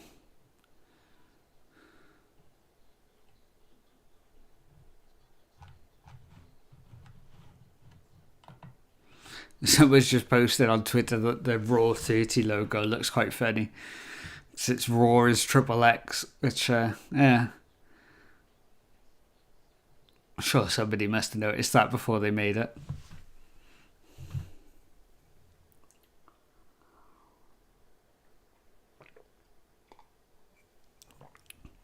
So these both of these wrestlers look both out of it now. And both just throwing punches, looking like they're really struggling to hold on to this match.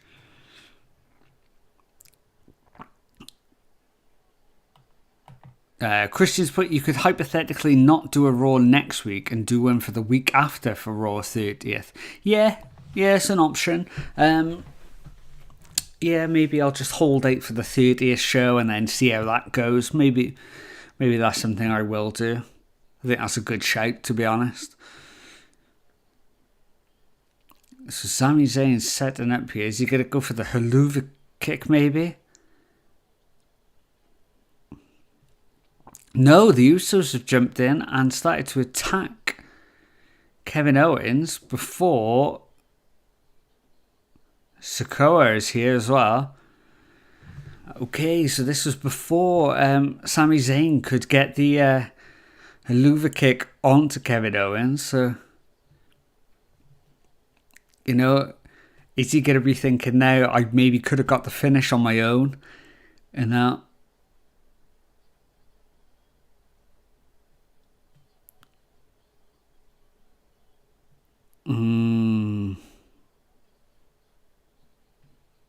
very interesting the way they've done this here. I do like this. And I see this goes back to the thing I was saying earlier. They keep, unlike the Bray Wyatt storyline feud, they keep turning the notch slightly on this feud. So it does change every week ever so slightly.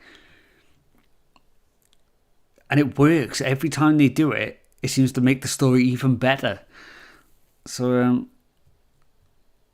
definitely one of the best storylines in the WWE at the moment.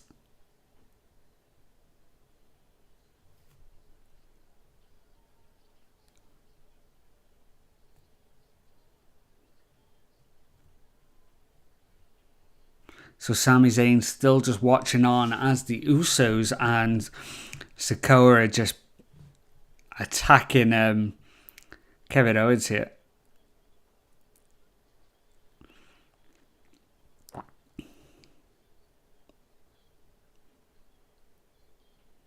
Okay, so we got a secret handshake between the Usos and Sami there.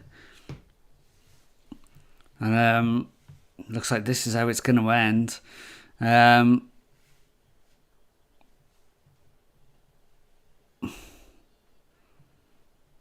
But notice that Sami hasn't attacked Owens after the bell went. He hasn't got involved in this beatdown after the match. Sikoa is now climbing the ring barricade. Oh, and he's jumped off at a big splash onto Kevin Owens through the table. Sami Zayn looks on in disbelief.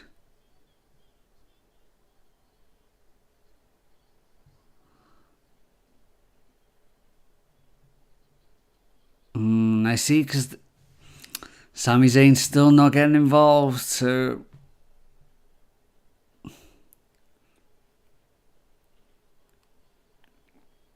you know, he will pose, but he's not going to attack Kevin Owens. I think it's great, and it's really good, yeah. But this week, Smackdown, I give it an 8. I think it was a really good episode.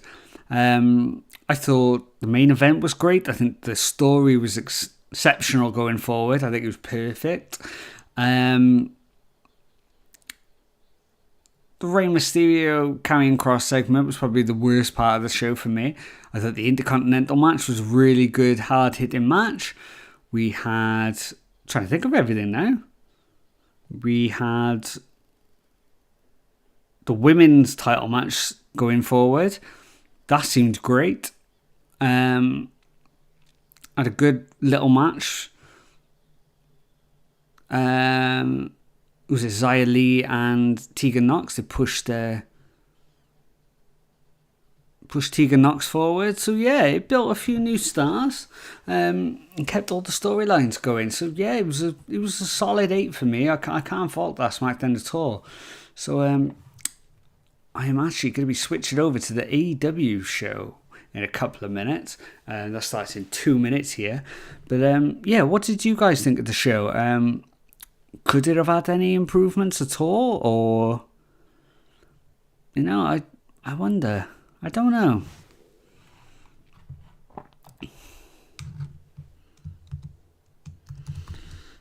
Retro Wrestling Room. I'm setting up my chat here.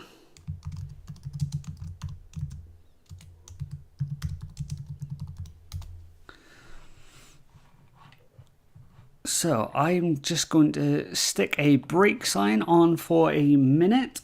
I'm going to flick it over to the AEW one.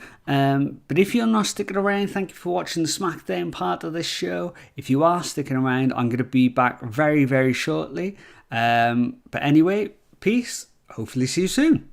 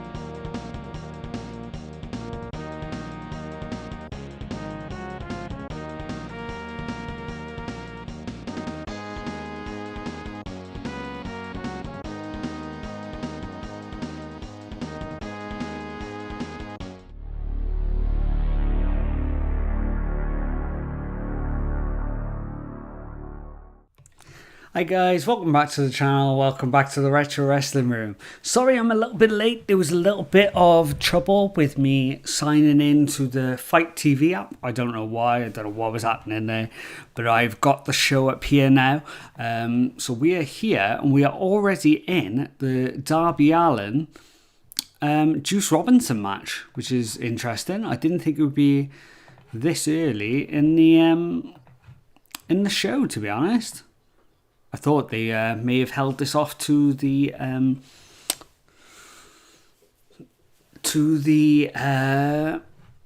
headline match. Looking at the card, we've also got the female tag team match. So I don't know if that's going to be the headlining match. I'm not quite sure. Got the House of Black on here versus Eddie Kingston and Ortiz. Be interesting to see if that's the main event. I don't know. I wonder what they're going to put. We're going to hear from the Acclaimed again tonight. So there you go. It's Ruby Soho and Willow Nightingale, the other team, against Anna Jay and Ty Conti.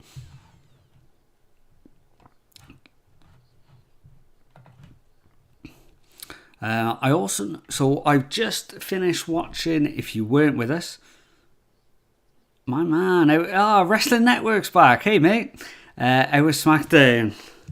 It was actually really good. It was a good episode of Smackdown tonight, to be honest. I gave it an 8 out of 10, to be honest. It was a great Intercontinental title match. We also had a great main event with Sami Zayn versus Kevin Owens. It was a good match as well. And looking forward to this Rampage show.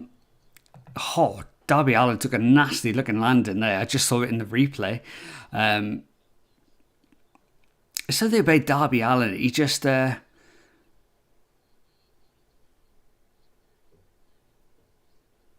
mad. I thought it was a 4. Good main event. Great IC title match. Yeah, I really liked it this week, I gotta admit. I thought SmackDown was a lot better this week than last week.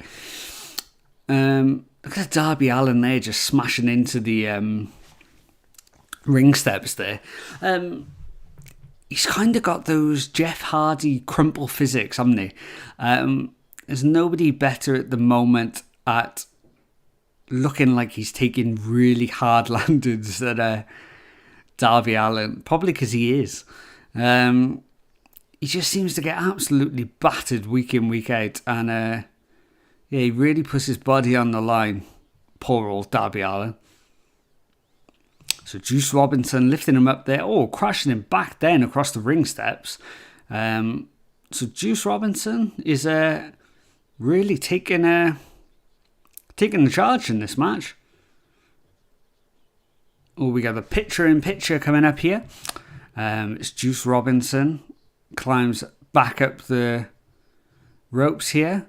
Darby Allin crawling back into the ring. Juice Robinson on top of the ropes. Lands a big double axe handle. Not something you see every day nowadays in wrestling. That seems like a really 80s style or early 90s style move. Just let you know, guys, if you're new to the feed, with our live streams, obviously we won't be showing the footage. I will be showing the match footage in the corner. I think I just used my wrong arm. Yeah, it's this size. I got a slight delay on mine. So I'll be looking down here. We've got the match graphics to let you know which match we're watching. Hopefully you guys are watching at the same time so you'll know what we're exactly talking about as well. How's your week been, lads? Wrestling Network. It's been good. Bit of a long week in work. But it's been a good week. I got a lot of editing done for the channel. So I've almost finished the next 5-star match in our 5-star match series. Tonight we filmed a few episodes of our Friday Night Packdown series, our card opening series. So they will be going up from next Friday. So a lot of editing, a lot of stuff going on with the channel.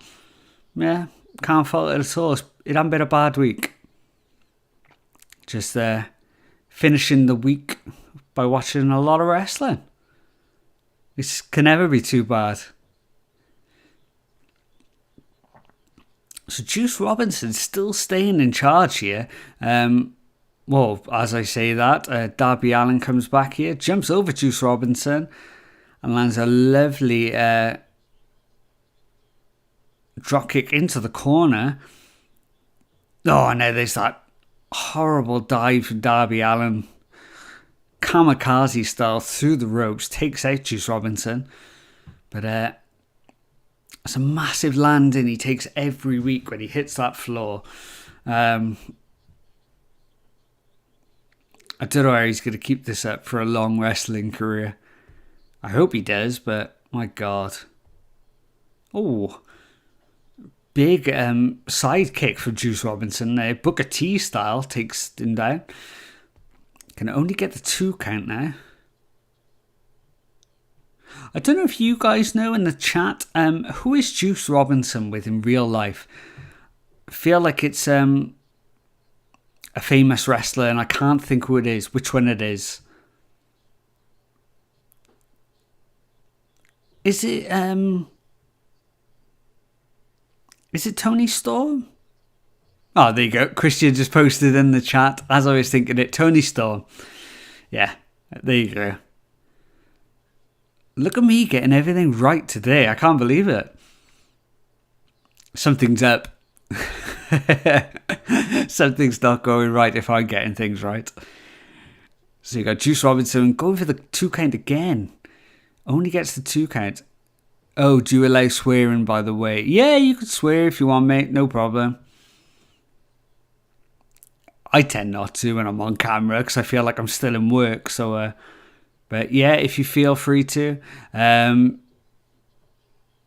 long as it's not at each other. Put it that way. As long as you're all sound and awesome to each other, that's the main thing.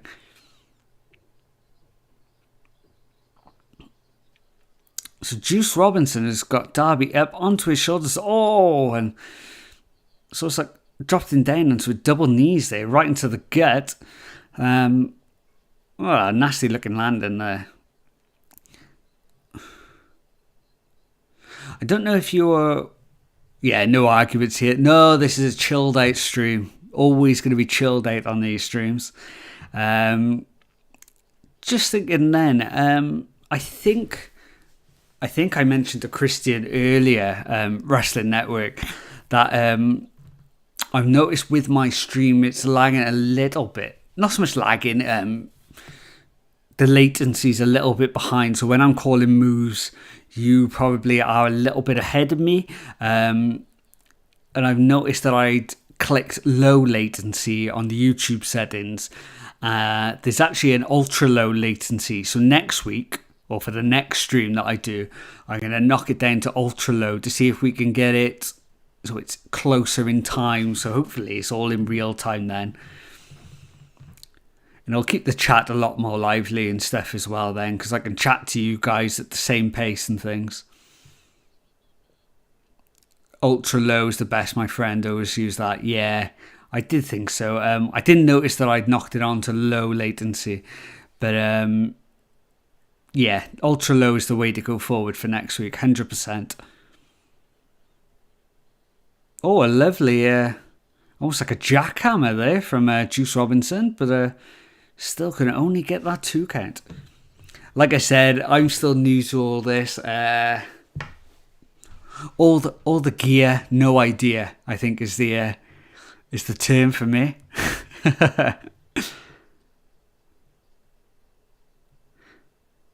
Juice Robinson setting up Darby Allin on the top ropes again here. I don't know what he's going to go for this time.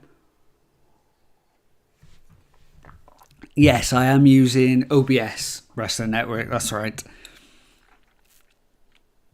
Oh, so he's looking for a superplex off the top. Oh, wow.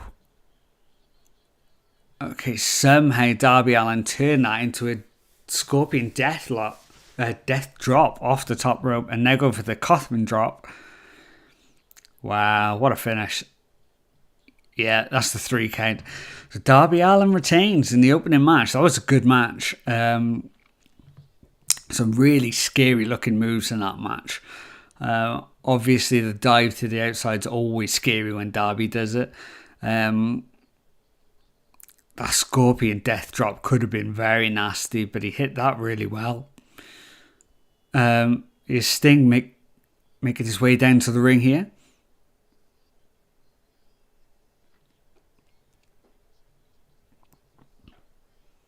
Yeah, 100%, mate. So Wrestling Network, for everybody watching, says should look into OBS plugins and stuff. There's cool ones to let you display comments on screen and stuff. Would be cool to showcase donations and important comments on screen. 100% right. Something that I will be doing, hopefully, going forward. I've had a bit of a busy week in work. Like I said, I haven't really had a lot of time to mess with OBS so much. Been doing a lot of editing as well, so kind of let OBS slip this week. But hopefully this weekend I've got some free time, so yeah, we'll be looking into that. I definitely want to get you guys more involved in the live streams. You're a court bloke, right? Yeah, that's right, mate. Well remembered.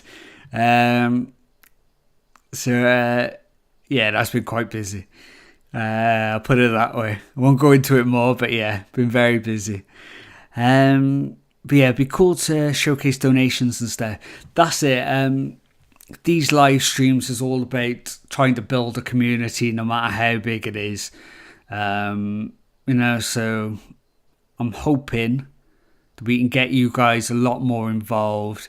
And maybe sometimes it doesn't have to be a live review, maybe sometimes we can all hook up to, I don't know, say the WWE network or an old pay-per-view or something, set up a live stream on YouTube where we all watch it at the same time, and I could do all the talking, but you guys could all be involved. We can get your comments and all on the screen as well, especially big up all the people that's been here from the beginning of these live streams. It's definitely something I want to do.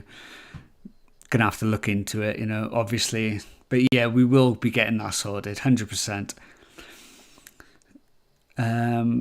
So Christian's put, I wonder if ultra low latency is better when watching back the live stream once it's finished.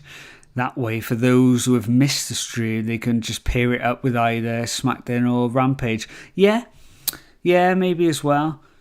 Seeing that everybody has different time zones. That's it. Because like me in the UK, it's 3:15 in the morning now. That's why doing Dynamite and WWE Raw is quite hard to do. The Friday nights isn't so bad because I get to have the weekend. But being in the UK, it's always going to be difficult with live times because we have the Japanese shows that are ridiculously early in the morning and we have the US shows that are ridiculously late at night for us in the UK. So we're always going to be stuck somewhere in the middle. But yeah, hopefully we can find some sort of happy medium with some matches. But yeah, live stream doing some watch-alongs of like old classic events. I'd be up for doing things like that. That'd be cool. Yeah, we'll sort many things going forward, 100%. At the moment,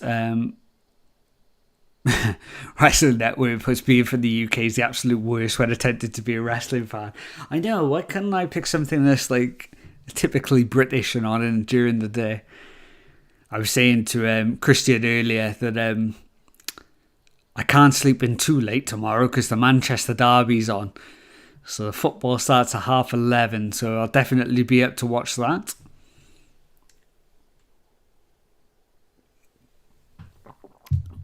At the moment, I've just got the Rampage song going over and over. Like Smackdown doesn't even start in the West Coast till 8 p.m. That's 4 a.m. UK time.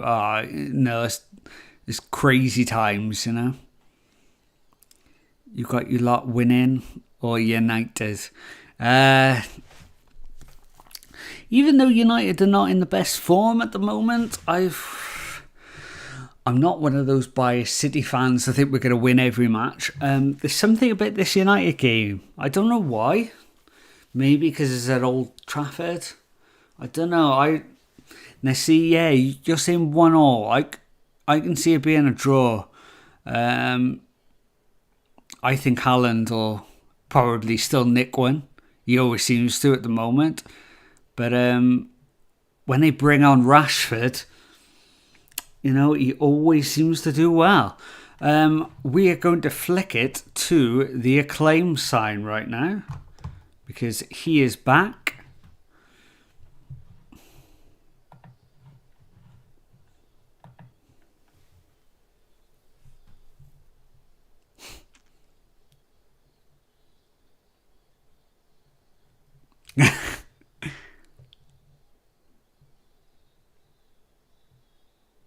Nice.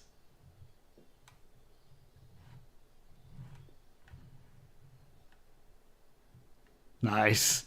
Okay, that was quite a good one this week, talking about not selling out for blood money, which is quite funny considering all the talk of Saudi Arabia buying WWE this week. Also had a line about Joe Biden's private documents, which made the news even over here.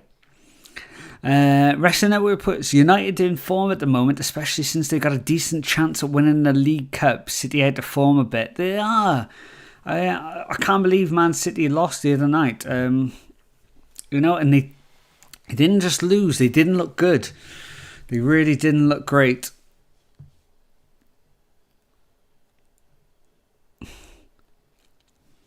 The Acclaimed are just so over with this crowd. And I wonder what it is. Like, I wonder how they knew they were going to just... I wonder if they knew they were going to catch fire the way they have. Or, are they as shocked as most people? Like, they just came from nowhere, and then just everything they did was gold. And they seem to just be hitting such a stride.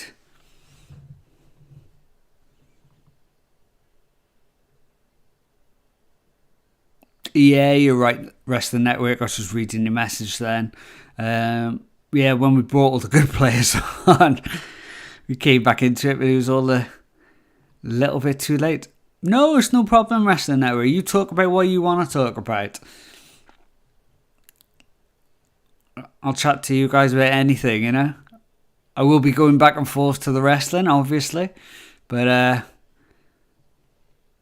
we will keep catching up. So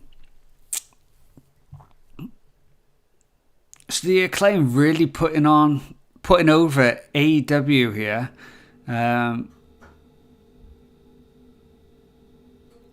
Just nothing too major there. Nothing to set up a promo, to set up a program with any other teams or anything. But, okay, I spoke too soon. So they were going to put their hands in the cement there to go on the Hollywood Walk of Fame. But we have got the Gun Club coming out here.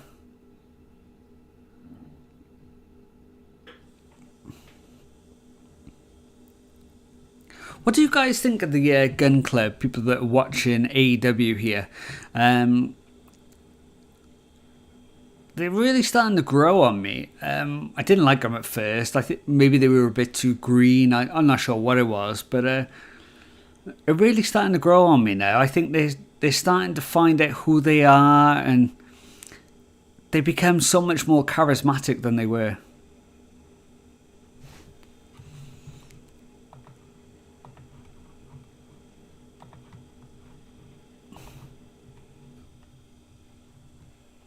I clicked on the wrong screen there. I just lost my AEW thing. Only AEW I sit is to watch MJF and formerly CM Punk. Two of the best, mate. Two of the best. Their feud actually got voted Feud of the Year in the Wrestling Observer newsletter, I did notice. There's so much wrestling today, says Christian. First Smackdown, Impact's Hard to Kill, and now Rampage. Yeah, you're right. I forgot it was Hard to Kill. I'll probably go back and watch that tomorrow, I would have thought, after the football at some point. It's strange to see Bully Ray still on the poster even in 2023. So, okay, we got Swerve Strickland coming up next. I'm just going to flick it over to the home screen here. Swerve Strickland has come on loads as well here. I think he's... you say tomorrow now, but it's today. Yeah, you're right. God, yeah, it is. It's just continuing today, isn't it? So what I was saying, Swerve Strickland, he seems to have really come along loads as well. He's somebody that, you know, has all the wrestling skills in the world. He's really, really impressive in the ring. But I don't know what's happened lately. A switch seems to have gone off. I flicked the mic then, sorry. A switch seems to have gone off, and he's so much more charismatic than he used to be. I don't know why, but yeah, I don't know what's clicked in some of these AEW stars. Maybe it was when Punk went, you know, they all thought they got to step up a little bit. I don't know what it is. But, yeah, I know the viewing figures aren't what they were when Punk was here, but I think the product's actually stepping, as a whole, is stepping up more now. So we've had the Acclaimed. We have now got House of Black. And I think that is... I can't see because my eyesight's going. There we go. There is the House of Black screen. I thought I was going to click on the wrong one there for a second. Wrestling Network says you're going to go live for the footy, or do you strictly do wrestling? I think I'm going to go strictly for wrestling just on this channel. If we do start to build some sort of audience, maybe that will be something we do down the road. But I am going to keep it strictly wrestling just for the meantime. Christian says, I'm still not quite sure how I feel about the Acclaimed. Like, I've never really watched any of their matches, but I feel like when it comes to the casters raps, it's a bit hit and miss. I see what you mean. Sometimes, how do they say it? It's kind of like the low-hanging fruit. Sometimes that argument can be thrown at MJF as well. I've seen that be thrown out quite a lot. But I do really like both of them, to be honest. The Acclaimed and MJF. It's weird to see just Ortiz with Eddie Kingston coming out there. Kind of threw me a bit. Tends to happen with UK streamers, where I see a lot of people who are from the UK tend to gravitate towards you, and it ends up being a lot of footy talk. Yeah, that's true. Yeah, maybe we should change it back to the retro football room, and I get it all my pro stars and all my micro stars and set them up once again. I've got absolutely hundreds and hundreds of them in the attic. I will get them down at one point. I will find room in this house to set them up at some point. Yeah, and hopefully we won't be down in the kitchen for too much longer either. Still sorting out that room. It's been an absolute nightmare moving everything around. I had to do Friday night pack down in my living room today with the ring light and everything set up. We've got the live stream still in the kitchen here. I mean, it's handy when I want to make a cup there at 3 o'clock in the morning, but it's a bit mad. Hopefully we can get it all sorted. So going back to the match here, we are starting with Santis. That's a mix between Santana and Ortiz there. Ortiz and Brody King. He's just tagged in Eddie Kingston here, looking for the half and half suplex. Brody King manages to get out of it though. Okay, so Eddie Kingston is beckoning Malachi Black to get into the ring now. Christian puts, not to mention it feels like AEW is only AEW because they love to always jump on the chance of dissing WWE every chance they get, which kind of makes them lose themselves. But that might just be me. No, I don't think it is just you, Christian. I think that's a lot of people's problems with WWE. With AEW, sorry, that they do take too many shots at WWE. Which, when WCW used to be making fun of WWE in the wars, they were punching down the WWE, or WWF at the time, because WCW were actually winning. AEW is still the upstart company here. They're not taking over in the ratings or anything. So it kind of seems like, I don't know, when they like taking cheap shots all the time. I'm with you. I'm not too much into that. That's a good little spot there between Malachi Black and Eddie Kingston. Eddie Kingston tries to mock Malachi Black by sitting in the ring cross-legged, but Malachi Black just joins him in the center of the ring, and Brody King ran in and took him out with a huge boot. So this match is completely falling apart here. They're both just brawling on the outside here, throwing each other into the guardrails. Oh, it was a huge stiff kick there from Malachi Black onto Ortiz. That was a horrible looking landing. Eddie Kingston seems to be struggling a little bit here on his feet. Okay, he's back into the ring with Malachi Black here. Stiff elbow drops to the outside. Oh. Lovely sit-down move there from Eddie Kingston. Can only get the 2 count. But you're right, Christy. I don't think it is just you, mate. To be honest, I don't think it is. If you look at Twitter and things, there's a lot of people who don't like AEW specifically for that reason. So you're definitely not on your own. Oh, a moonsault to the outside from Malachi Black. What name did I say then?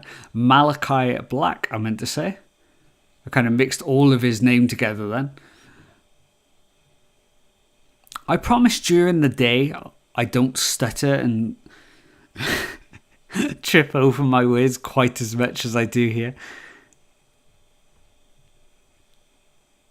That's why the American streamers always look so much better than us, because they're not absolutely shattered when they're doing these live streams. I'm going to say that's the reason anyway.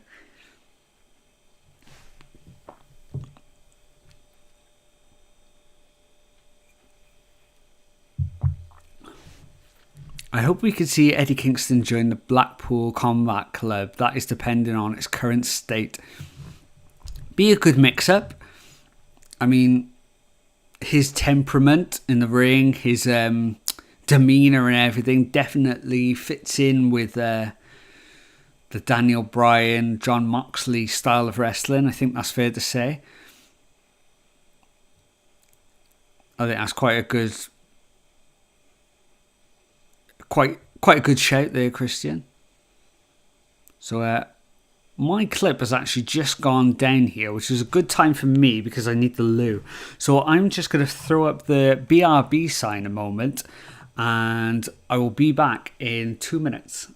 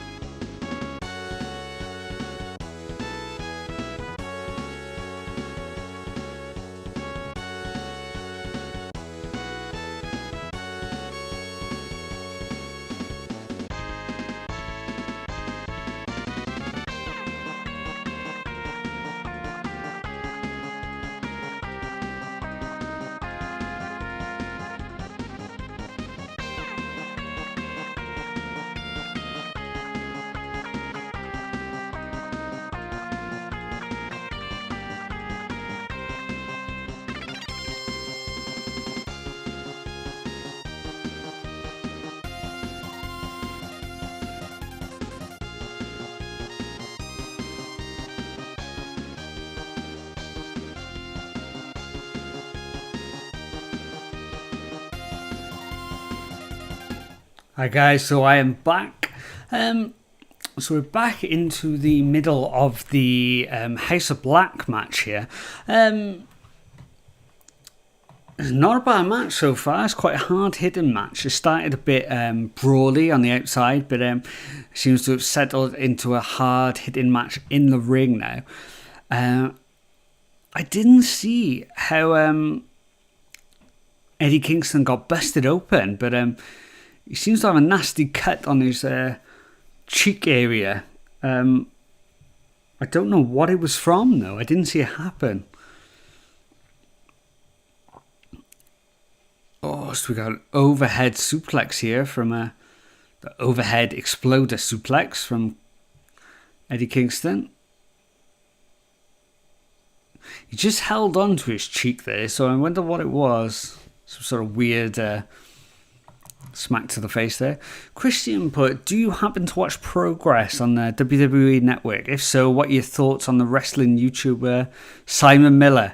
I love Simon Miller. I actually got to meet Simon Miller just before Clash at the Castle.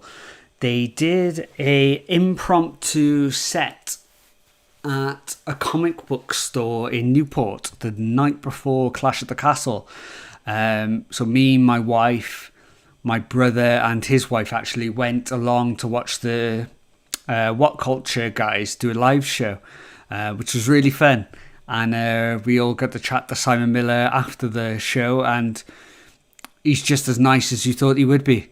He's a lovely, lovely guy. Couldn't have been sweeter to us.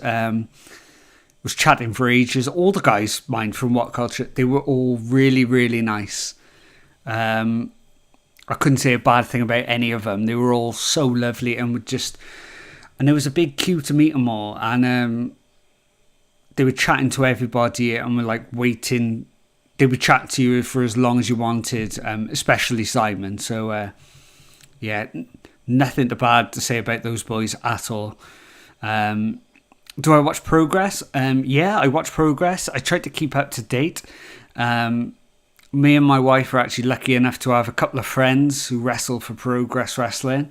It's a small world. It's really weird that we got a couple of people that we know that wrestle for Progress. And yeah, I think it's one of the best UK promotions at the moment. I kind of fallen out of love, fallen out of sorts with ICW. I don't know what's happening up there at the moment. I didn't stop watching for any particular reasons. I just missed it for a few weeks and then just never got back into it. Rev Pro has all the good Japanese wrestling wrestlers coming over, so it's always good to watch those shows as well.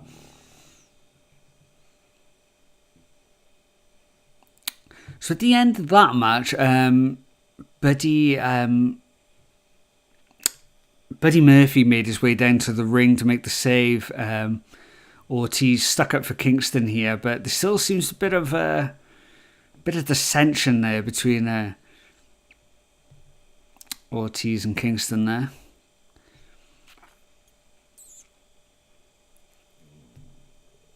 Okay, so we got an interview section at the back with Jade Cargill here, who is an absolute star. You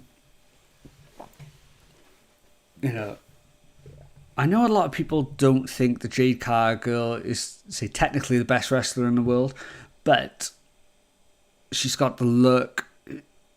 I think she's a good talker. She's got everything else that I think wrestling is kind of catching up.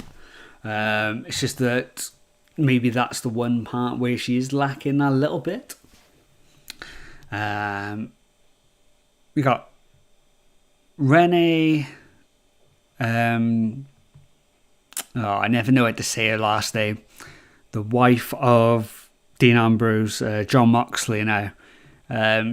She's in the ring. She's the new host of the show almost.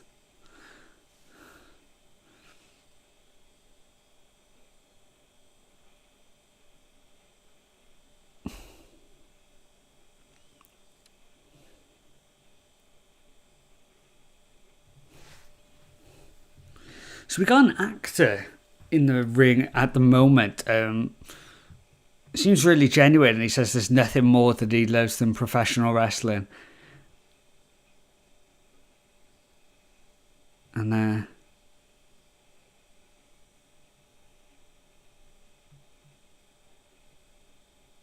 okay, putting over AEW big here, and we're getting one of the most popular AEW wrestlers at the moment. We're getting Danhausen coming down to the ring. I know he's my brother's favourite.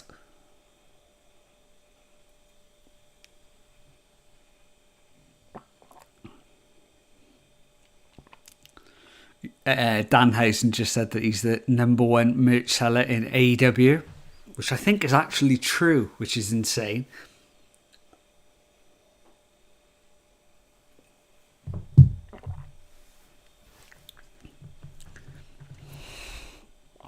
What do you guys think of Danhausen? He's such a...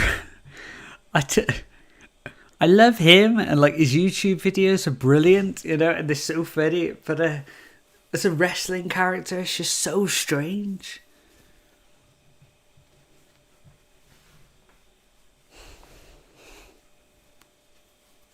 Oh, we got Jeff Jarrett's music happening here. God, this is a real throwback now.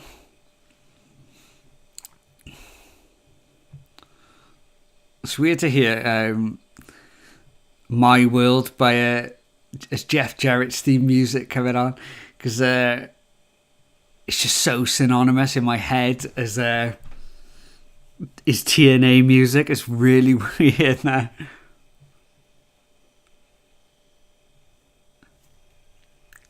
Jeff Jarrett's still looking really good for his age as well. It's weird.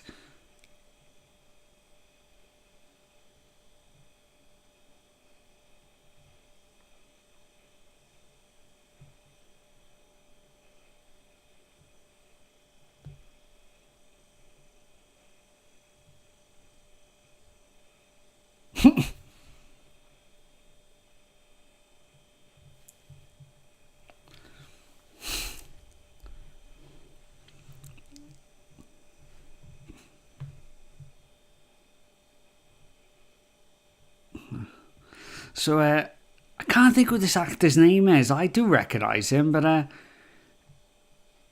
he's actually pretty good here, because he obviously really does love wrestling. You can tell. It's really bad when they have actors come on to these shows that don't keep up with wrestling, and don't. You could tell they're not really that into it. Well, it looks like he's gonna. He just got hit with an absolutely brutal looking guitar shot there. I always say guitar shop. Christian's put, I'm not a fan of Danhausen, as it seems like he either copied or was inspired by Sin Body's Kazani character from 2008. Kazani? I can see what you mean. Yeah, there is a likeness there. Also, we got Orange Cassidy coming out now with Best Friends. Looks like they're going to save this actor and Danhausen. They seem to have aligned themselves with Danhausen as of late.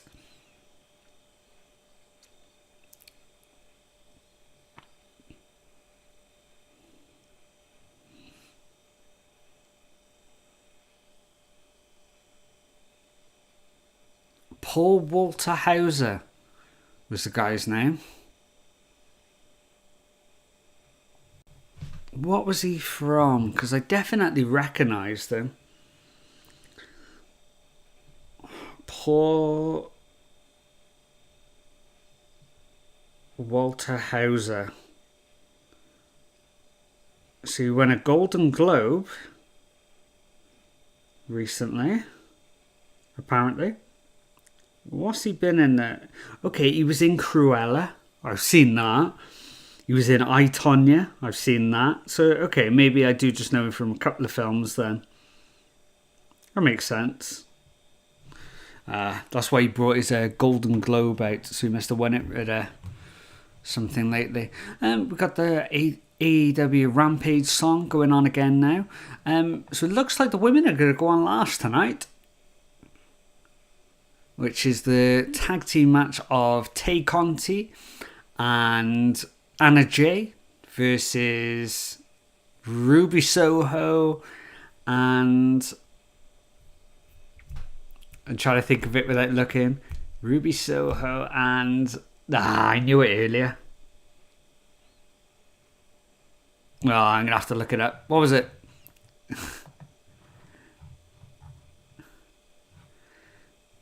Ruby Soho and Willow. Willow, I'm very sorry. I actually really like Willow. I don't know how I forgot that. I even wrote her name first on the listing, which I got here, which I'm going to bust out in a second. Hopefully this will be the last, the actual last advert now before the show ends. And then I'll be able to go to sleep. But it's been quite a good episode of Dynamite as well. It's been a good week, to be honest. They're both really good shows, I've got to admit. Maybe I picked a good week to start this show up. Not going to be easy picking a winner, to be honest. It's always tough as well because Smackdown has got a 2-hour time slot, whereas got my legs stuck, whereas Rampage has a 1-hour time slot. So it's it's a bit hard to really judge the two, or compare the two, I should say. That is the trouble with the live show. I get this AEW Rampage screen going over and over in my head. Looking on the AEW chat here.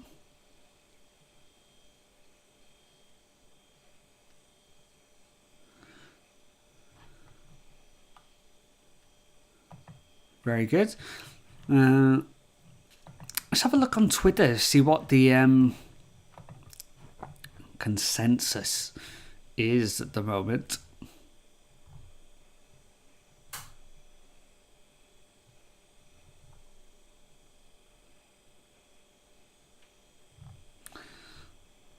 Yes, they're all agreeing it was quite a good show for both shows this week so far. Looking at Twitter at the moment, mind, we've actually got KSI fighting tomorrow night. He's fighting Phaser Days, the YouTuber as well. I don't know much about those fights, to be honest. I know KSI. Gotta admit, I've always kind of liked KSI. I've always had a soft spot for him. I think he comes across all right. But, do you guys watch any of those YouTube boxing fights? I've seen most of them, to be honest. So we got a promo here of Ruby Riott and Willow. And we just cut back to Mark Henry when he tells us it's time for the main event. So here we go. We're going to flick it over to that screen now. So 1, 2, 3. Flicked it over to the main event screen there. So we've got Anna Jay and... Who did I say earlier? I think I said Tay Conti. Tay Mello is her name these days. Oh, and they got attacked straight away here by Willow and Ruby Soho. Okay, so this is going to be like a proper street fight by the look of it. Willow and Ruby Soho coming out in match of the tires. Okay, quite excited for this match now. This should be good. I didn't actually realise this was a street fight. Maybe I didn't look at the graphic properly. But,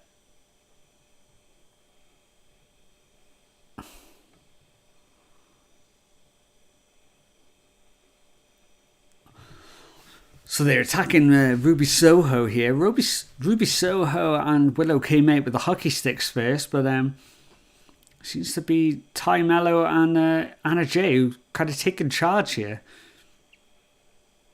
They've thrown Ruby Soho all the way back down to the ring and smashing her into the ring apron there.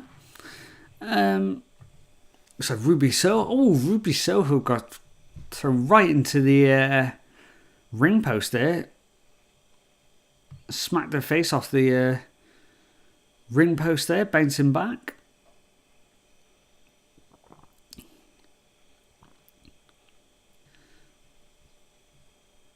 Willow is climbing the ropes here with Willow's climbing the ropes here, and but she gets dropped down. She gets DDT'd actually onto the top rope. Oh, looks like Anna Jay has put Ruby Soho in a trash can here. I don't know what. Oh, Tay Conti comes off with a double stomp onto the trash can on the outside.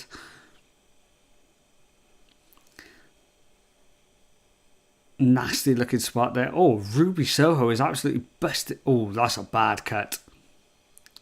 That's a really nasty cut there. Wow, that's like I mean, I'm sure that's a blade job rather than a hardware cut, but she didn't need to cut that bad for this match, So it's only a Rampage match, But yeah, she's absolutely pouring buckets here. That's some nasty look there.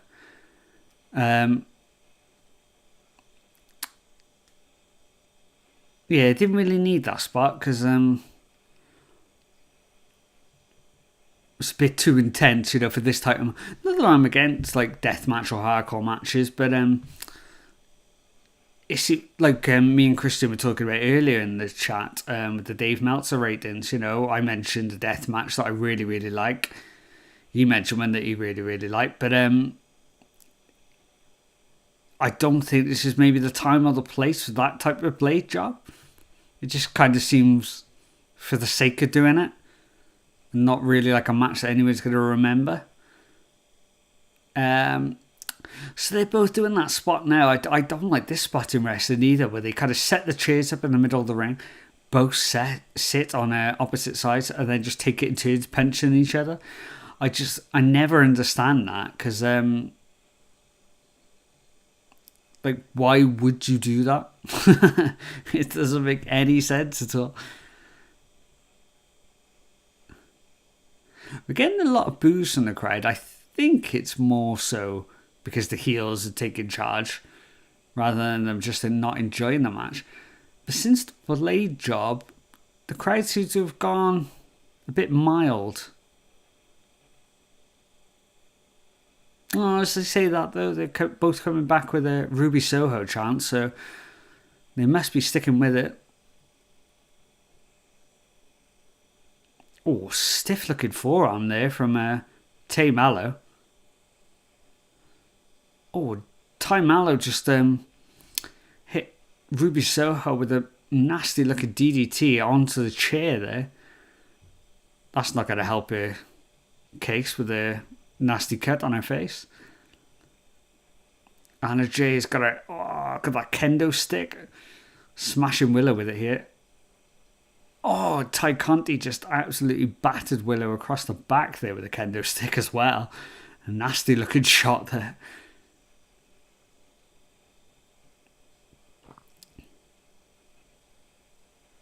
We got a super kick to the a trash can lid that Willow had in her hand now. They're putting Willow back into the ring here. So they seem to have taken Ruby Soho out of commission there. And they're really working over on Willow now. They've set the trash can up into the centre of the ring. Anna Jay looks like she's going for a gory bomb.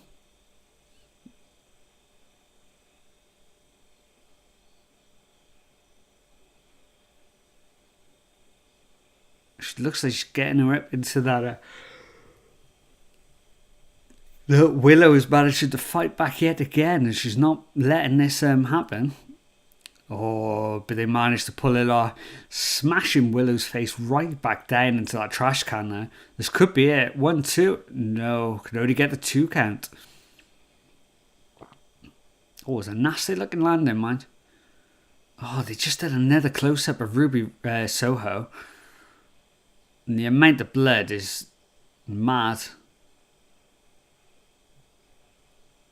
You know, the fact that it's like this massive blade job as well, and she's hardly on camera, you just think, why have you done this? It's a really weird choice. Anna Jay here going all Cactus Jack on us, and has wrapped barbed wire around her forearm and is putting Willow into a rear naked choke with the barbed wire. Oh, Ruby Riot's coming back in now. And oh, she got a chain around her fist. She's battering Anna Jay here. Oh, and a big trash can lid shot from Ty Mello to Ruby Riot, who is prone across the top rope here. And we get an EC dub chant.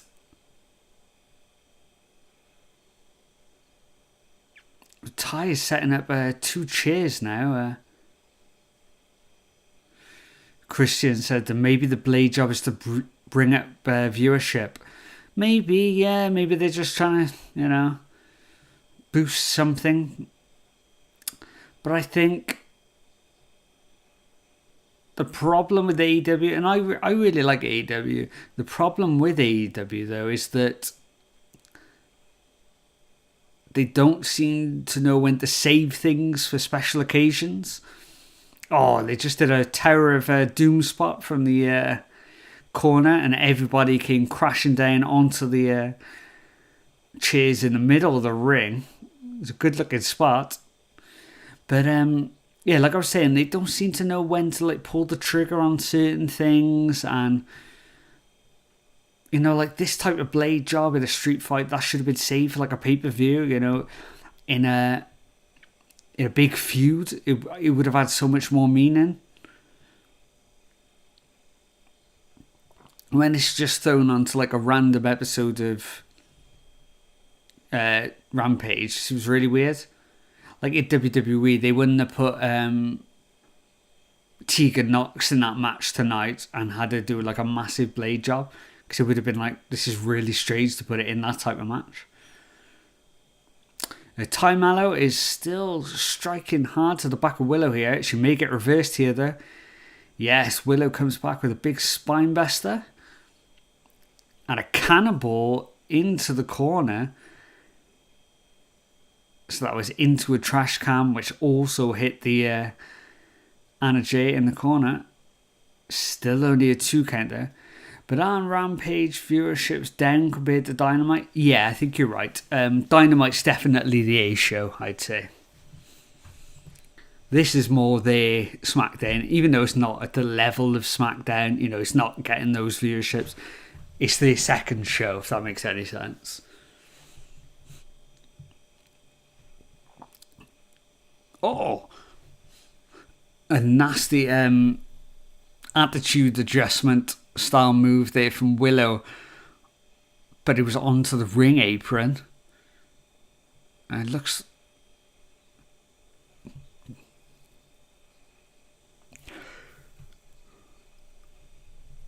so Willow was just about to do the a gut wrench onto Anna Jay on the outside, but that was broken up as well. Ruby Riot's getting back into the ring now, and she's getting a table involved, to which she's getting a big applause from the crowd. So Willow is all the way up by the entranceway now with Anna Jay. Oh, so Anna Jay is just about to get powerbombed off the stage. Through a table, but Anna Jay missed the table. Oh, it definitely wasn't meant to happen. And Ruby Riot here is getting Ty Mello to try to go for a pile driver. Is Ty Mello going to hit their own pile driver or powerbomb? Oh, she did. She got a pile driver onto Ruby Riott through the table. She's throwing Ruby back into the ring here. I think this is going to be it. 1, 2.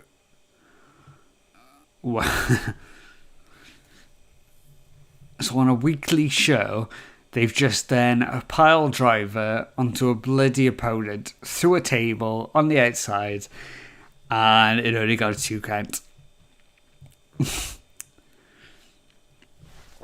You can see why people get annoyed at this type of stuff. You really can.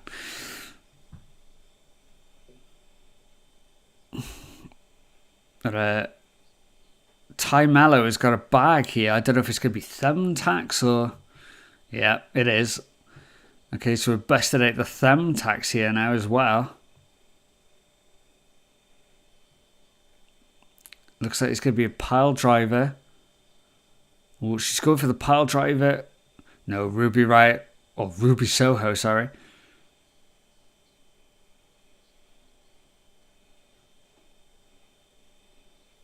Oh, so Ruby Soho's face is really close to the tacks here. Oh, she's picking up tacks. Oh, she just threw them into the eyes of Ty.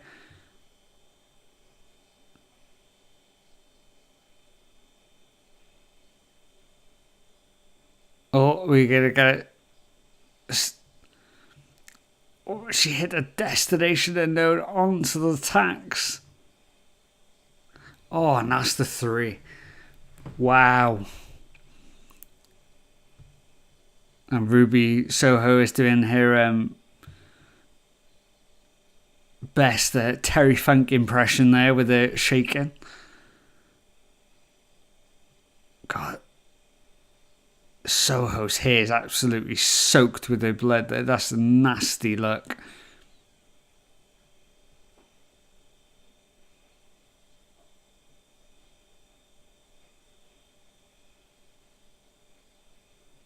Wow, so Ruby Soho and Willow get the win here over Ty Mello and Anna Jay. But that's going to do it for tonight, guys. I got to leave a score though for Dynamite, for Rampage here. I'd say it wasn't bad. I give it a 7. So actually, Smackdown, surprisingly for me going into the card, Smackdown's actually come out with a win tonight. I thought that Smackdown show was really good. I genuinely did think it was the better show, and I'm usually more of an AEW fan these days. So, but I'll always be honest with my ratings, and yeah, I can't shy away from it. I can't lie. So, yeah, SmackDown wins the first week of the B show, the Battle of the B shows. So, thank you so much to everybody that stuck around with these, with the live stream, especially Christian179 and Wrestling Network. Thank you so much for adding loads to the chat as well. Well, thank you very much, Christian. Let us know. Send us a message, Christian, because you're always here. Send us a message. You can either leave it in here or on one of our other videos. Let us know what more you want from this channel, and I'll definitely do something special down the line, and hopefully we can do some more enjoyable stuff here. But if you're still watching, if you're watching in the future, this is the Retro Wrestling Room. Hopefully see you next time, and peace.